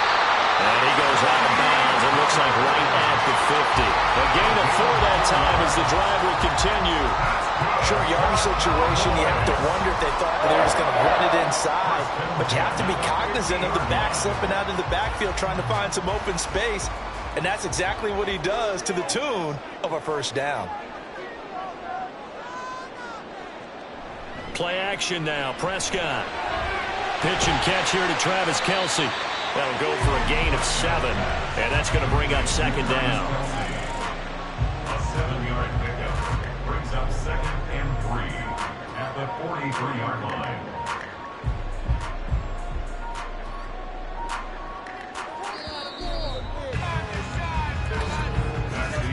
And as they come to the line, they will not be able to get off another play as time has run out on this 3rd quarter.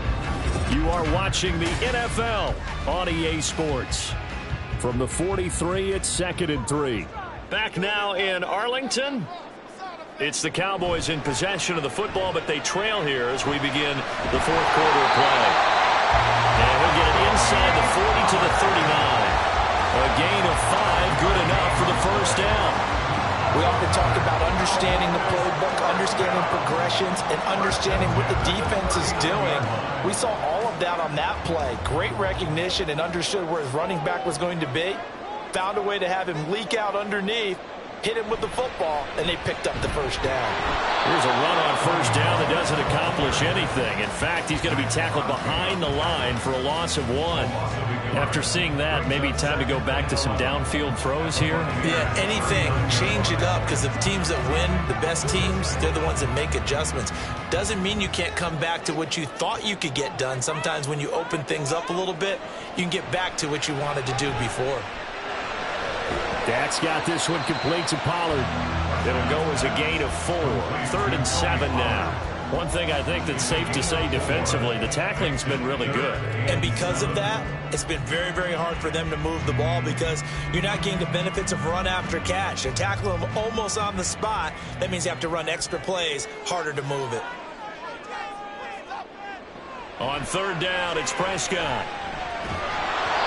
And he takes a shot on the release as this will be incomplete. We've seen this quite a few times in this game. Offensive line unable to keep leverage, unable to keep people away, facing a lot of pressure. Fortunate just to get rid of it. One of the reasons they're down is that inability, though, to stop the pressure. We saw another example of it there.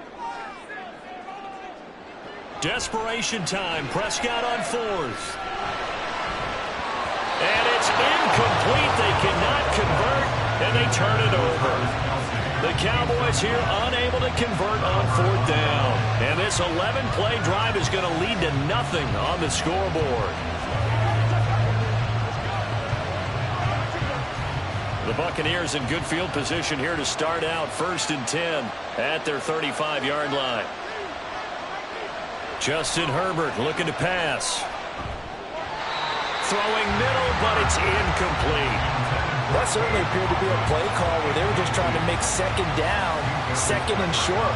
I think they thought the coverage was off a little bit more than it was. Nice job there pressing up on it and forcing the incompletion. So after the incompletion on 1st, now 2nd and 10. They will run with White out of the shotgun. And he's going to have to protect the football and take his lumps here at this stage of the game as they stop him behind the line. And this is why the head coach gets paid the big bucks. Look at where they are in this situation, partner. Do you throw the ball here in a long-distance situation? Do you run it again and trust your defense and make sure you take care of the ball and punt it away? What kind of options do you have here, and what do you trust more on your team? Yeah, they may have just pushed him back into that throwing situation. We'll see.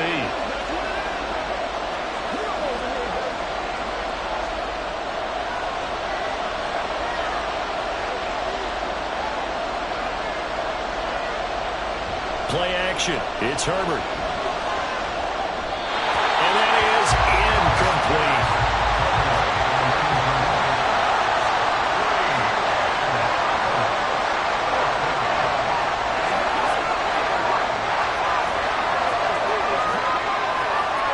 Here comes the Buccaneers punter now, as he'll punt it away for the second time.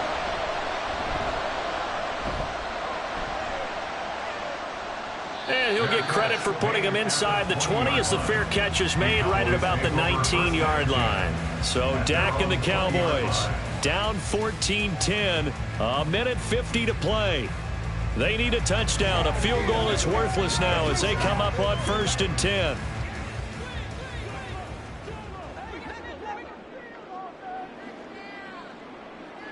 Now Dak. Finding Kelsey. And this will leave him a yard short. Nice pickup of 9 yards on 1st down. I got the sense that the defense created a little momentum for them there, didn't they? Did their job, forced the punt. Now, nice start to the drive. Offense has to do their part. Yeah, they certainly do, but what a great start for them. They've got to go thank the guys on D. Here's Dak. And this throw incomplete. The defender all over him that time, and it's going to lead to 3rd down. Now we're in the situation where the quarterback's got to take full charge of his huddle. Got to totally command it, make sure all eyes are on him. All focus is locked in. Going to call multiple plays and go over different situations and scenarios to make sure everyone is on the same page. Complete. Pollard. And he'll be taken down, but he does have 1st down yardage. Okay, there's 3 timeouts left, right? I think you got to use one here, don't you? No doubt about it. I'd use one right here. First and 10 at the 33-yard line. All 3 timeouts still at their disposal. Here's 1st and 10 now. Prescott. Into the hands of Cooks. Now the Cowboys going to burn the first of their timeouts as they'll stop it with just over 40 seconds to go in the game.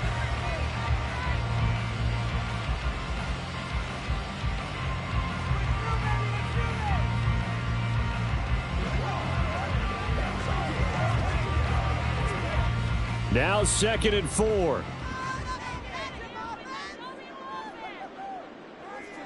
Here's Prescott. And that'll be off the mark, too far out in front, and it's incomplete. Now the focus is really clear. They need to get that 1st down and either get out of bounds or maybe use one of those timeouts. This definitely 4-down territory at this point, but a critical 3rd down here. To throw, Prescott. Work in the middle of the field, and he's got a man complete. The Cowboys going to use their 2nd timeout now, as it'll come with 36 seconds to go in half number 2.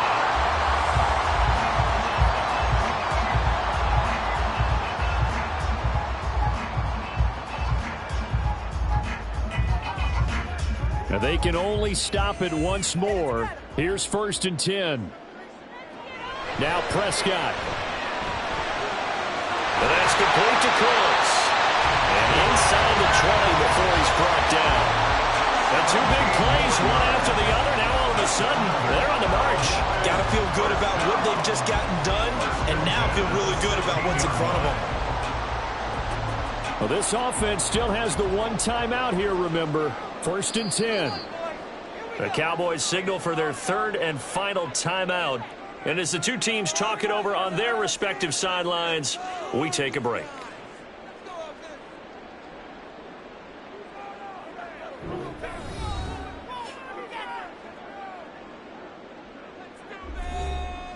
They'll come up 1st and 10 here.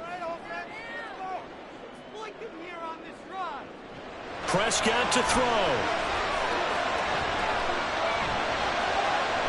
And this is caught. For the moment, it's a touchdown, but multiple flags down, so let's sort this out. Late game, that hurts. Take the touchdown off the board.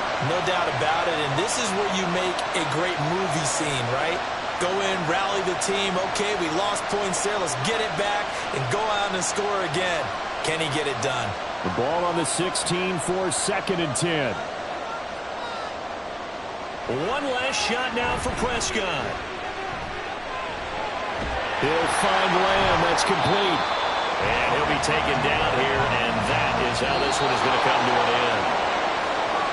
Partner, what a finish to this one. I mean, this offense, they had it down there inside the red zone, but ultimately couldn't execute that final snap to find the end zone. Yeah, and they're going to walk away from this one, and you know what's going to go through their heads the entire time until they get to play again. If we could only have that final snap to do over one more time, maybe with a different play call. So that'll do it for us. For my partner, Charles Davis, and all the hard-working men and women on our crew, I'm Brandon Gaudin. You've been watching the NFL right here.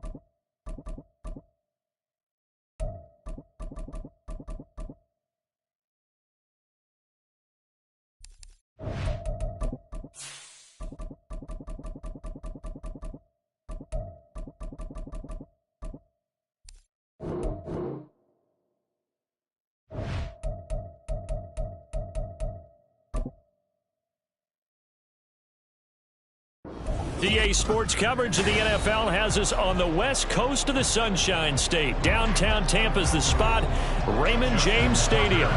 Coming up, we got a good matchup on tap here, as it'll be the Baltimore Ravens taking on the Tampa Bay Buccaneers.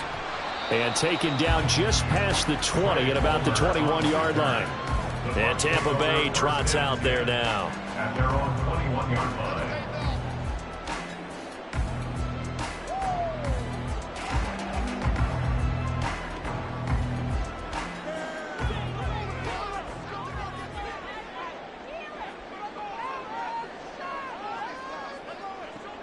They'll fake the handoff. Now Herbert. And that's complete. It's Chris Godwin. And he'll be taken down, but not before they reach the 50. He got 29 yards that time. So the defense blitzed. A nice job picking that up, completing the pass. And how in sync was the quarterback in his center on that play? They saw the blitz, made the appropriate calls, got the line engaged, because now they know they're going to be extra guys coming at the quarterback, so they got their assignments down pat and kept them away from him, and he's able to step up in the pocket and fire one now for a really good strike.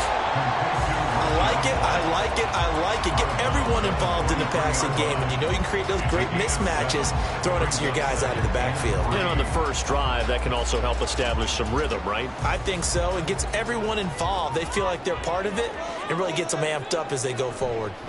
They will run for the first time here with White. And here he'll be brought down a little shy of the 35 at the 36. 7 yards there and a first down. Yeah, once more, strong running. Excellent blocking at the point of attack. They've got a nice little drive brewing right here. So from the 36 now, 1st and 10. Now Herbert with it, looking to pass. throw right side, taken in by Godwin. And down right around the 32-yard line, 4 yards on the pickup. Oh, it's time to give a little credit there to the defense. They played that very well because it was a drag route, and he ran a little shallower than normal as he worked straight across the field. He was hoping he'd get lost behind the defensive line, but once he made the catch, nowhere to turn upfield and gain any yardage. On second down, they'll run with White, and he stopped immediately there. No gain on the play there, so they're left with a 3rd down and 6. Nice job there defensively to clamp down because really they've been on their heels this drive. Agreed, and they really needed that one for confidence, just to feel a little bit better. But I don't know if I would be daunted by them stopping me on one run. This drive has gone pretty well. I could come right back at them. And he goes down. The Ravens able to get to him. He could not get away that time, and it'll be a loss of 11 on 3rd down. Well, many times when you talk about mobile quarterbacks, you get the sense that they feel like they can get out of any bad situation. They keep moving around and trying to emulate guys like the Scrambler or the Dodger. Instead, they keep losing yardage and digging themselves a hole that they can't get out of. Baltimore's offense set for this next possession.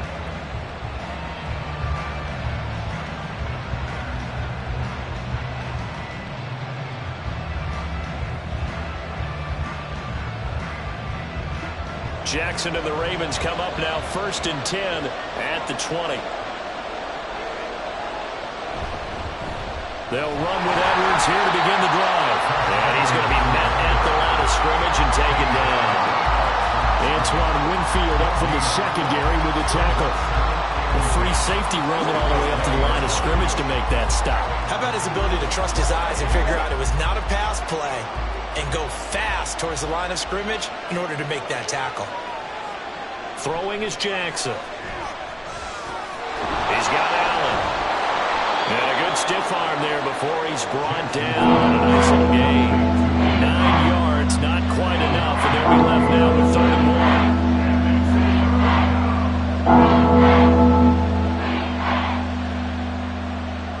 1. So they just need 1 yard here to pick up the 1st down. They'll try and pick it up with Mitchell. And he's going to have the 1st down yardage to the 35. Give him 6 yards, and they do convert on 3rd. Brandon, what were they thinking on defense there? That looked like they were playing for the pass. That was 3rd and short. Yeah, it was an easy pickup because they handed it to him. That was way too easy. Just looked like absolute confusion defensively. Not sure why they were in that set. Yeah, I'd say you ought to have a few men in the box there. No score after 1 on EA Sports. Raven football here as we begin quarter number 2. Ball up to the 35 now as they come up on 1st and 10. Now Jackson. And it's incomplete. No coverage bust by the defense here. They did a nice job accounting for everybody, and that led to an incompletion.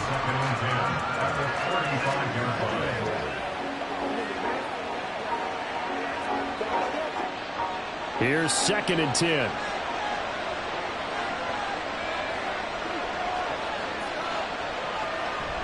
Up the middle, it's Edwards. And he'll get this one up to about the 39 here. 4 yards the gain, and it'll bring up a 3rd down. Typically, we think it's the strong safeties that are better tacklers, especially closer to the line of scrimmage amidst traffic. But in this case, how about the free safety coming up and making the big-time play? 3rd down and 6. Now it's Jackson. Able to find the open man. That's complete. And this is going to lead to another 1st down as the tackle's made at the Bucs 43. A big one there for the Ravens. It goes for 18. Well, when you're facing a receiver like this, you always come into a game thinking, we've got to put our best corner on him. We've got to find a way to get him off his routes, limit his touches. But that plan, not working too well on this opening drive. That's already 2 catches for him, and this one, good for a 1st down. Give him 5 on the carry there, and it'll be 2nd down. That's a strong pickup right there on 1st down, and as this drive goes on, we're seeing an offensive line and running game imposing its will. from the 38 now. Here's a 2nd and 5. Now it's Jackson. Over the middle, and it's caught. Keenan Allen. 3rd catch for him on this drive alone, and it'll give him a 1st down. 9 yards. 1st down, Ravens.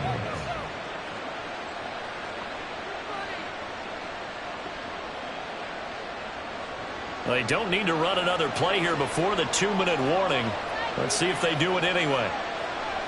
On 1st and 10, it's Jackson. It's caught by OBJ. And a nice pickup there as he'll get about 9, and that will lead us to a stoppage here at the 2-minute warning. Brings up 2nd and a yard at the Bucs 20-yard line.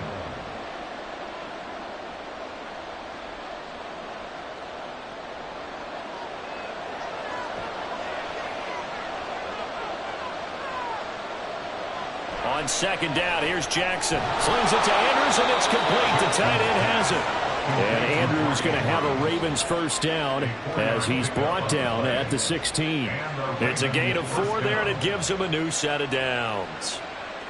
One thing you're hoping for when you run drag routes, you're able to hit a receiver in stride, and he can pick up a lot of yardage after the catch. But in this situation, the defense was effective, able to stop him before he could get a good head of steam going. Throwing now, Jackson on 1st down. And the ball is knocked out. And this ball recovered by the offense. But remember, they cannot advance it here in the final 2 minutes of the half. So this will be blown dead, and it'll come back to the spot of the fumble. We hear them discuss red zone efficiency a lot, CD, and they almost gave that one up in the red zone. Luckily, they'll have another shot. And you and I both know that every offensive coordinator, play caller in the league, they take particular delight. And that'll be taken in by Andrews for a Ravens touchdown. A 5-yard touchdown catch. And the Ravens post the first points of the ball game as they take the lead here in this 2nd quarter. This is why a lot of play callers love play action in this spot. You just want to freeze the linebackers just for a second. Then you got a chance to get a quick pass into your tight end right behind them for a touchdown. Tucker with the extra point, and it's now a 7-0 game.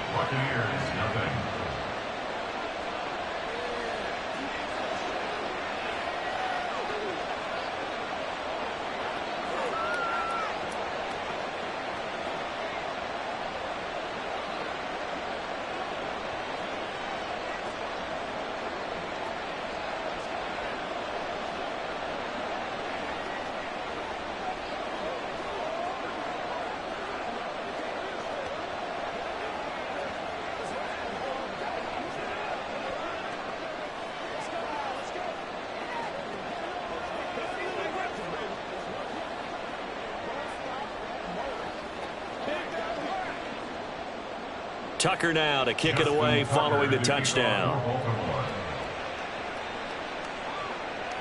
From a couple yards deep, he'll bring it out of the end zone. And he will be brought down here inside the 20. Good coverage as he's dropped at the 17. Well, the Bucs going to take over now late in this 1st half.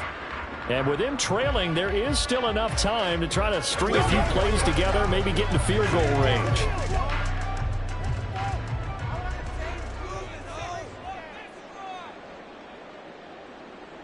Herbert setting up to throw on 1st down.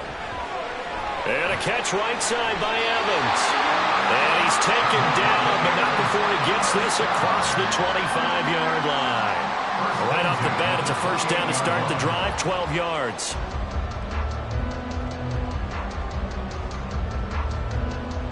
Clock running, the Bucs try to go quickly and get set.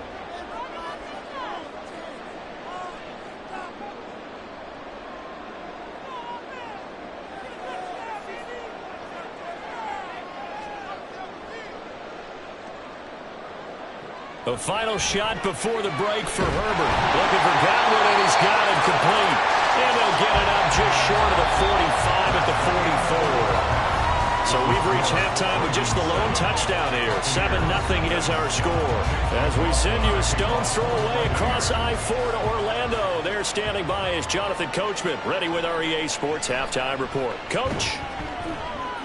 And he'll be stopped up at the 25. Out come the Ravens now. They'll go on offense first here in this third quarter. Their defense has pitched the shutout. Now they probably need to deliver a little breathing room, maybe make it a two-score game as they've got it 1st and 10.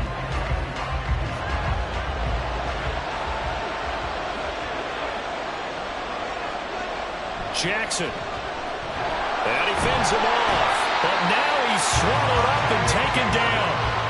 Levante David gets him for a loss of 5. He is so tough to handle on the blitz, and that's Exhibit A. Well, partner, we know they came out of the locker room down on the scoreboard, but I will guarantee you the defensive side of the ball got super emotional. They can come out and play with aggressiveness, with fury, because they don't have to be quite as precise, and it paid off for them on that play, didn't it? Sure did. Excellent play, really setting the tone for this third quarter.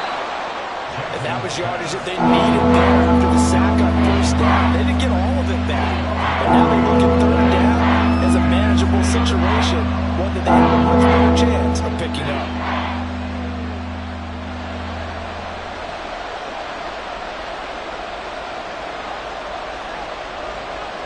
Jackson looking to throw on 3rd. That is caught. And he will have a Ravens 1st down. They needed 3. He doubled that. He got 6. And if they're throwing on 3rd down, it's a good bet. They're going to look his way. He's the most reliable of their receivers, and he comes through there with a nice grab for the 1st down. So here's a 1st and 10 at the 38. Up the middle, here's Edwards. And this will be stopped at the 44. That one good for 7 yards. That's a really nice job by them picking up the run blitz and detecting it and blocking it and turning it into a nice run. And a lot of times you think if you blitz a running play, you're going to smother it. But a lot of the blitzers, they come in a little bit high. They don't have great leverage, and they're easily blocked and turned to the side. Here's Edwards again on 2nd down. And forget about finding a lane. He barely had time to look up before he was planted in the backfield. They'll wind up losing 3. And now it's 3rd down. Well, we saw a lot of negative plays that resulted in plenty of lost yardage in the 1st half. And that trend is continuing here. Now 3rd down and 7. From the gun, it's Jackson. Pass taken in by his big tight end. And this is going to lead to another 1st down as the tackle's made at the Bucs' 44-yard line. A solid gain of 15 yards, and the sticks move.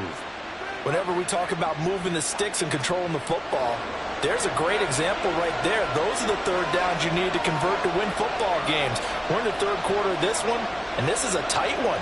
In order to maintain pace, keep the ball away from the other team and put points on the board, those are the plays they need to continue to convert. That's a nice job there defensively, being able to diagnose that little touch pass. They saw it coming, converged on him before he could get much out of it. Final minute now of the 3rd quarter. On 2nd down, here's Mitchell. And a nice run. They're going to take this close to the 1st down marker at the Bucs' 35. Good work to pick up 7 yards there. That gets them into a 3rd and 1 situation. Looks to me like maybe there's a little attrition setting in with this drive, because when you see that type of a run, I get the feeling the defense getting a little bit tired. And that's the last thing they need, especially when they look up at the scoreboard. On 3rd and 1, Jackson. And this pass broken up. The contact well timed there, and now 4th down. As this old brain remembers, when I see 5 wide receivers on the field as a defender, I know the ball's coming out high. They expected it and got there and popped it free. So Jackson will head to the Ravens sideline, and on comes Justin Tucker for the field goal try. Tucker's kick is good, and that will extend their lead even further. Well, they picked up right where they left off in the 1st half. First drive after the break, they come away with 3 and increase that lead. Yeah, and you just want to keep building on that lead, don't you? Whether it's 6 points or 3 points, take everything you can get, keep maneuvering, keep adding to it, keep making it difficult for them to come back.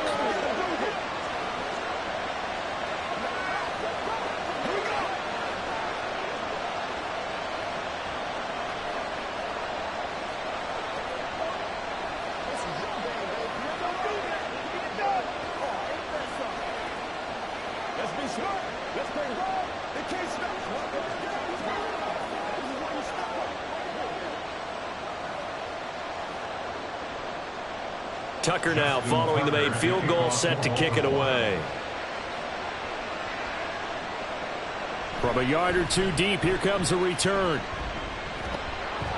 And he'll be dropped at the 21-yard line, so bringing it out of the end zone proves not a good decision, loses him about 4 yards. Here comes the Buccaneers offense. They get their first reps of the second half.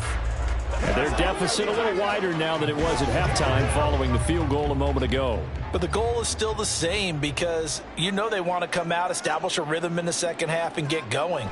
Make no mistake about it, though. Kicking field goals, not in their game plan. They need to get the ball in the end zone. And they work this well upfield across the 45. A really good pickup of 28 yards. 3 quarters in the books. We'll return with more after this. This is the NFL, and it's on EA Sports. Back now in Tampa. So one play, and they're already just shy of midfield. It's Buccaneer football, but they've got work to do. They find themselves behind here to start the 4th quarter. Meanwhile, Herbert's throw complete to Otten. And they'll get him down as he's inside the 40. Add the gain here to the previous play, and it's better than 40 yards total. But correct me if I'm wrong. You're down 2 scores. I don't think you need to rush just yet, but you can't take your time either. Yeah, even if you don't want to commit to full 2-minute offense, you have to up the tempo, up the urgency. Maybe you're starting to call 2 plays in a huddle each time you snap the ball.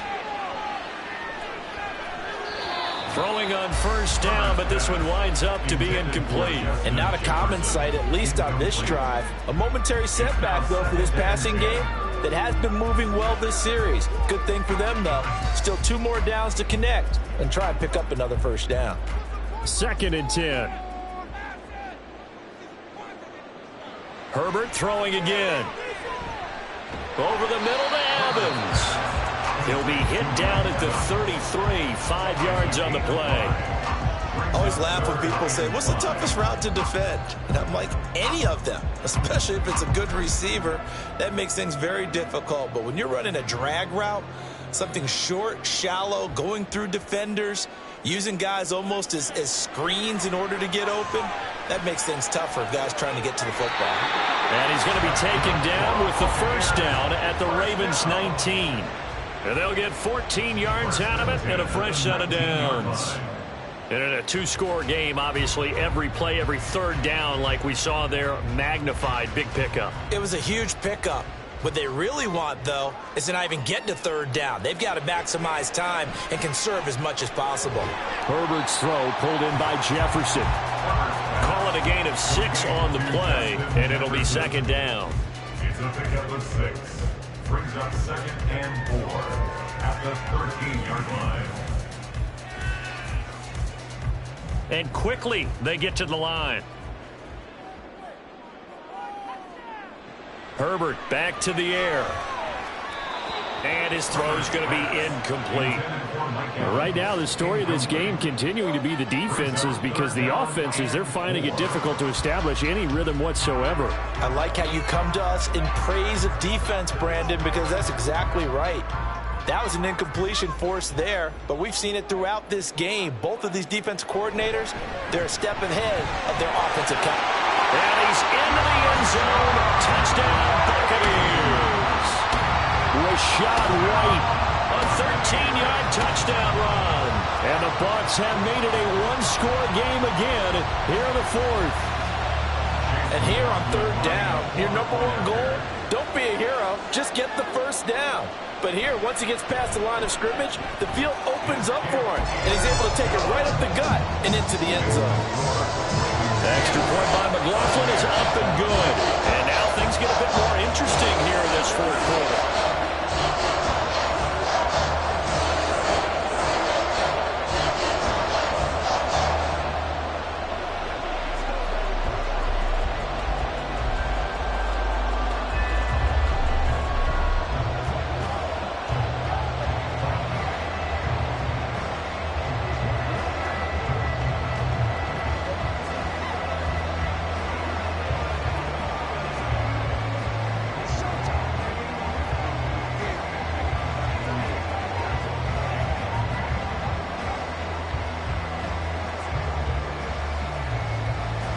the touchdown. Here's McLaughlin to kick off.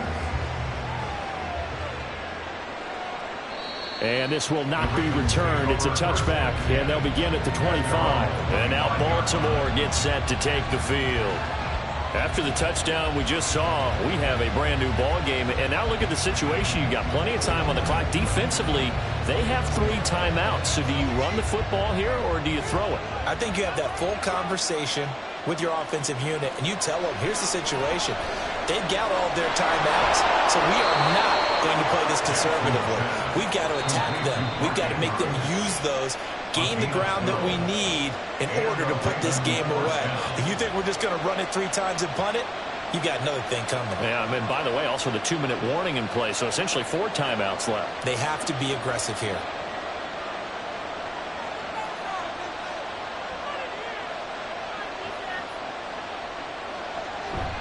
5 points of contact necessary at this stage as they'll run on first down. And now right out of the 2-minute break, we'll get a timeout used defensively with 1:56 to go.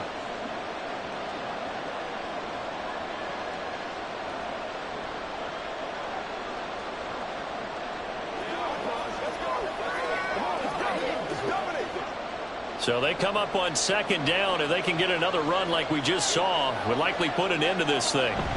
He's going to get it again. Just looking to get forward and protect the ball. And a pretty athletic run right there as he's going to get this down inside the 40. The Bucs going to go ahead and use the second of their timeouts. And they'll be disappointed to have to burn one there after giving up the first down.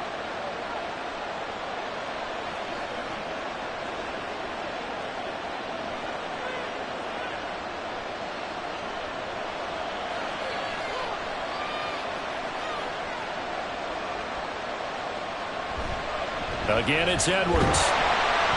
And he'll power his way forward for about 4 yards there on the first down carry.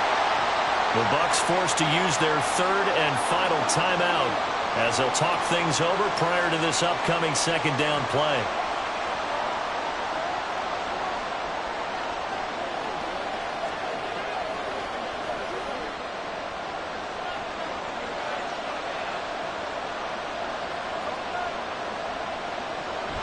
On the counter, it's Edwards. And not much running room. Down to the 32. I like it. I like the call. Still an opportunity to run the football. Enjoy a little more time on the clock.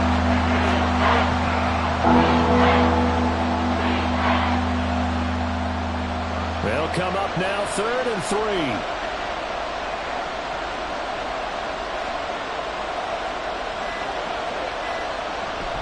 They'll try and run for the first with Edwards. That is not going to be any help as they dump him behind the line of scrimmage. With his size, he's a tough man to bring down, but they do a nice job there stopping his progress and not allowing him to get back to the line of scrimmage. So here comes Justin Tucker in a big spot. This to swell the lead to 6.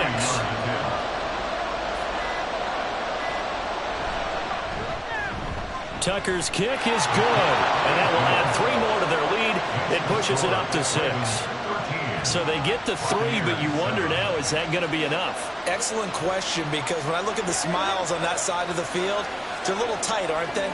If they had scored a touchdown there, those would be big half-moon grins right now because they'd feel a whole lot better about their position. And a touchdown in the other direction, all of a sudden they're down.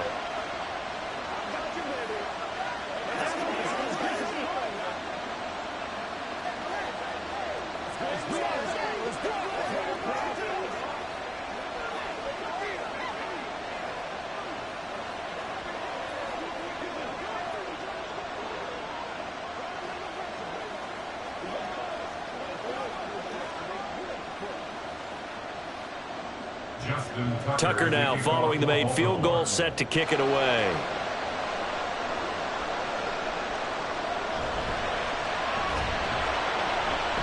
And the tackle going to be made right there at the 25-yard line. Now the Buccaneer offense gets set to take over. And they'll just simply be looking to build off the confidence of the last time out where they scored a touchdown. And confidence is powerful, isn't it? When you've scored once, you feel like you can go back out there and get it done again. Doesn't matter what the defense throws at them. They feel like they're in a groove right now, and they want to get out there and show it. Yeah, hoping to stay in that groove here this go-around.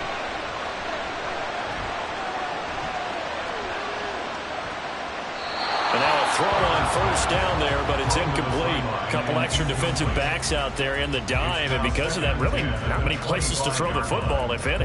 And typically, what would you want to do against that dime? Run the football. You want to run the ball, but you can't do it in this situation. Not nearly enough time on the clock. You're having to really navigate against a tough defense presented against you. Herbert to throw.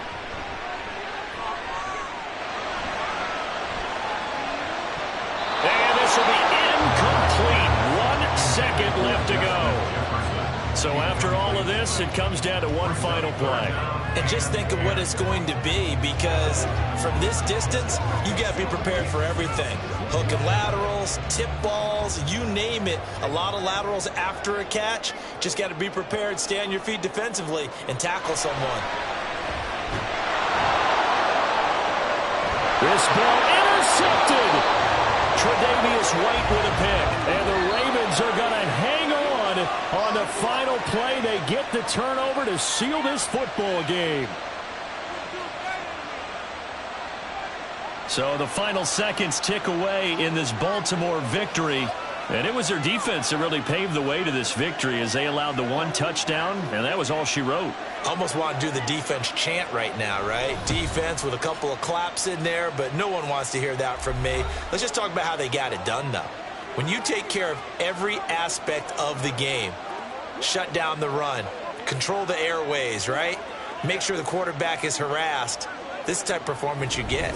They can't fashion together any offense, no consistency, and they just took control.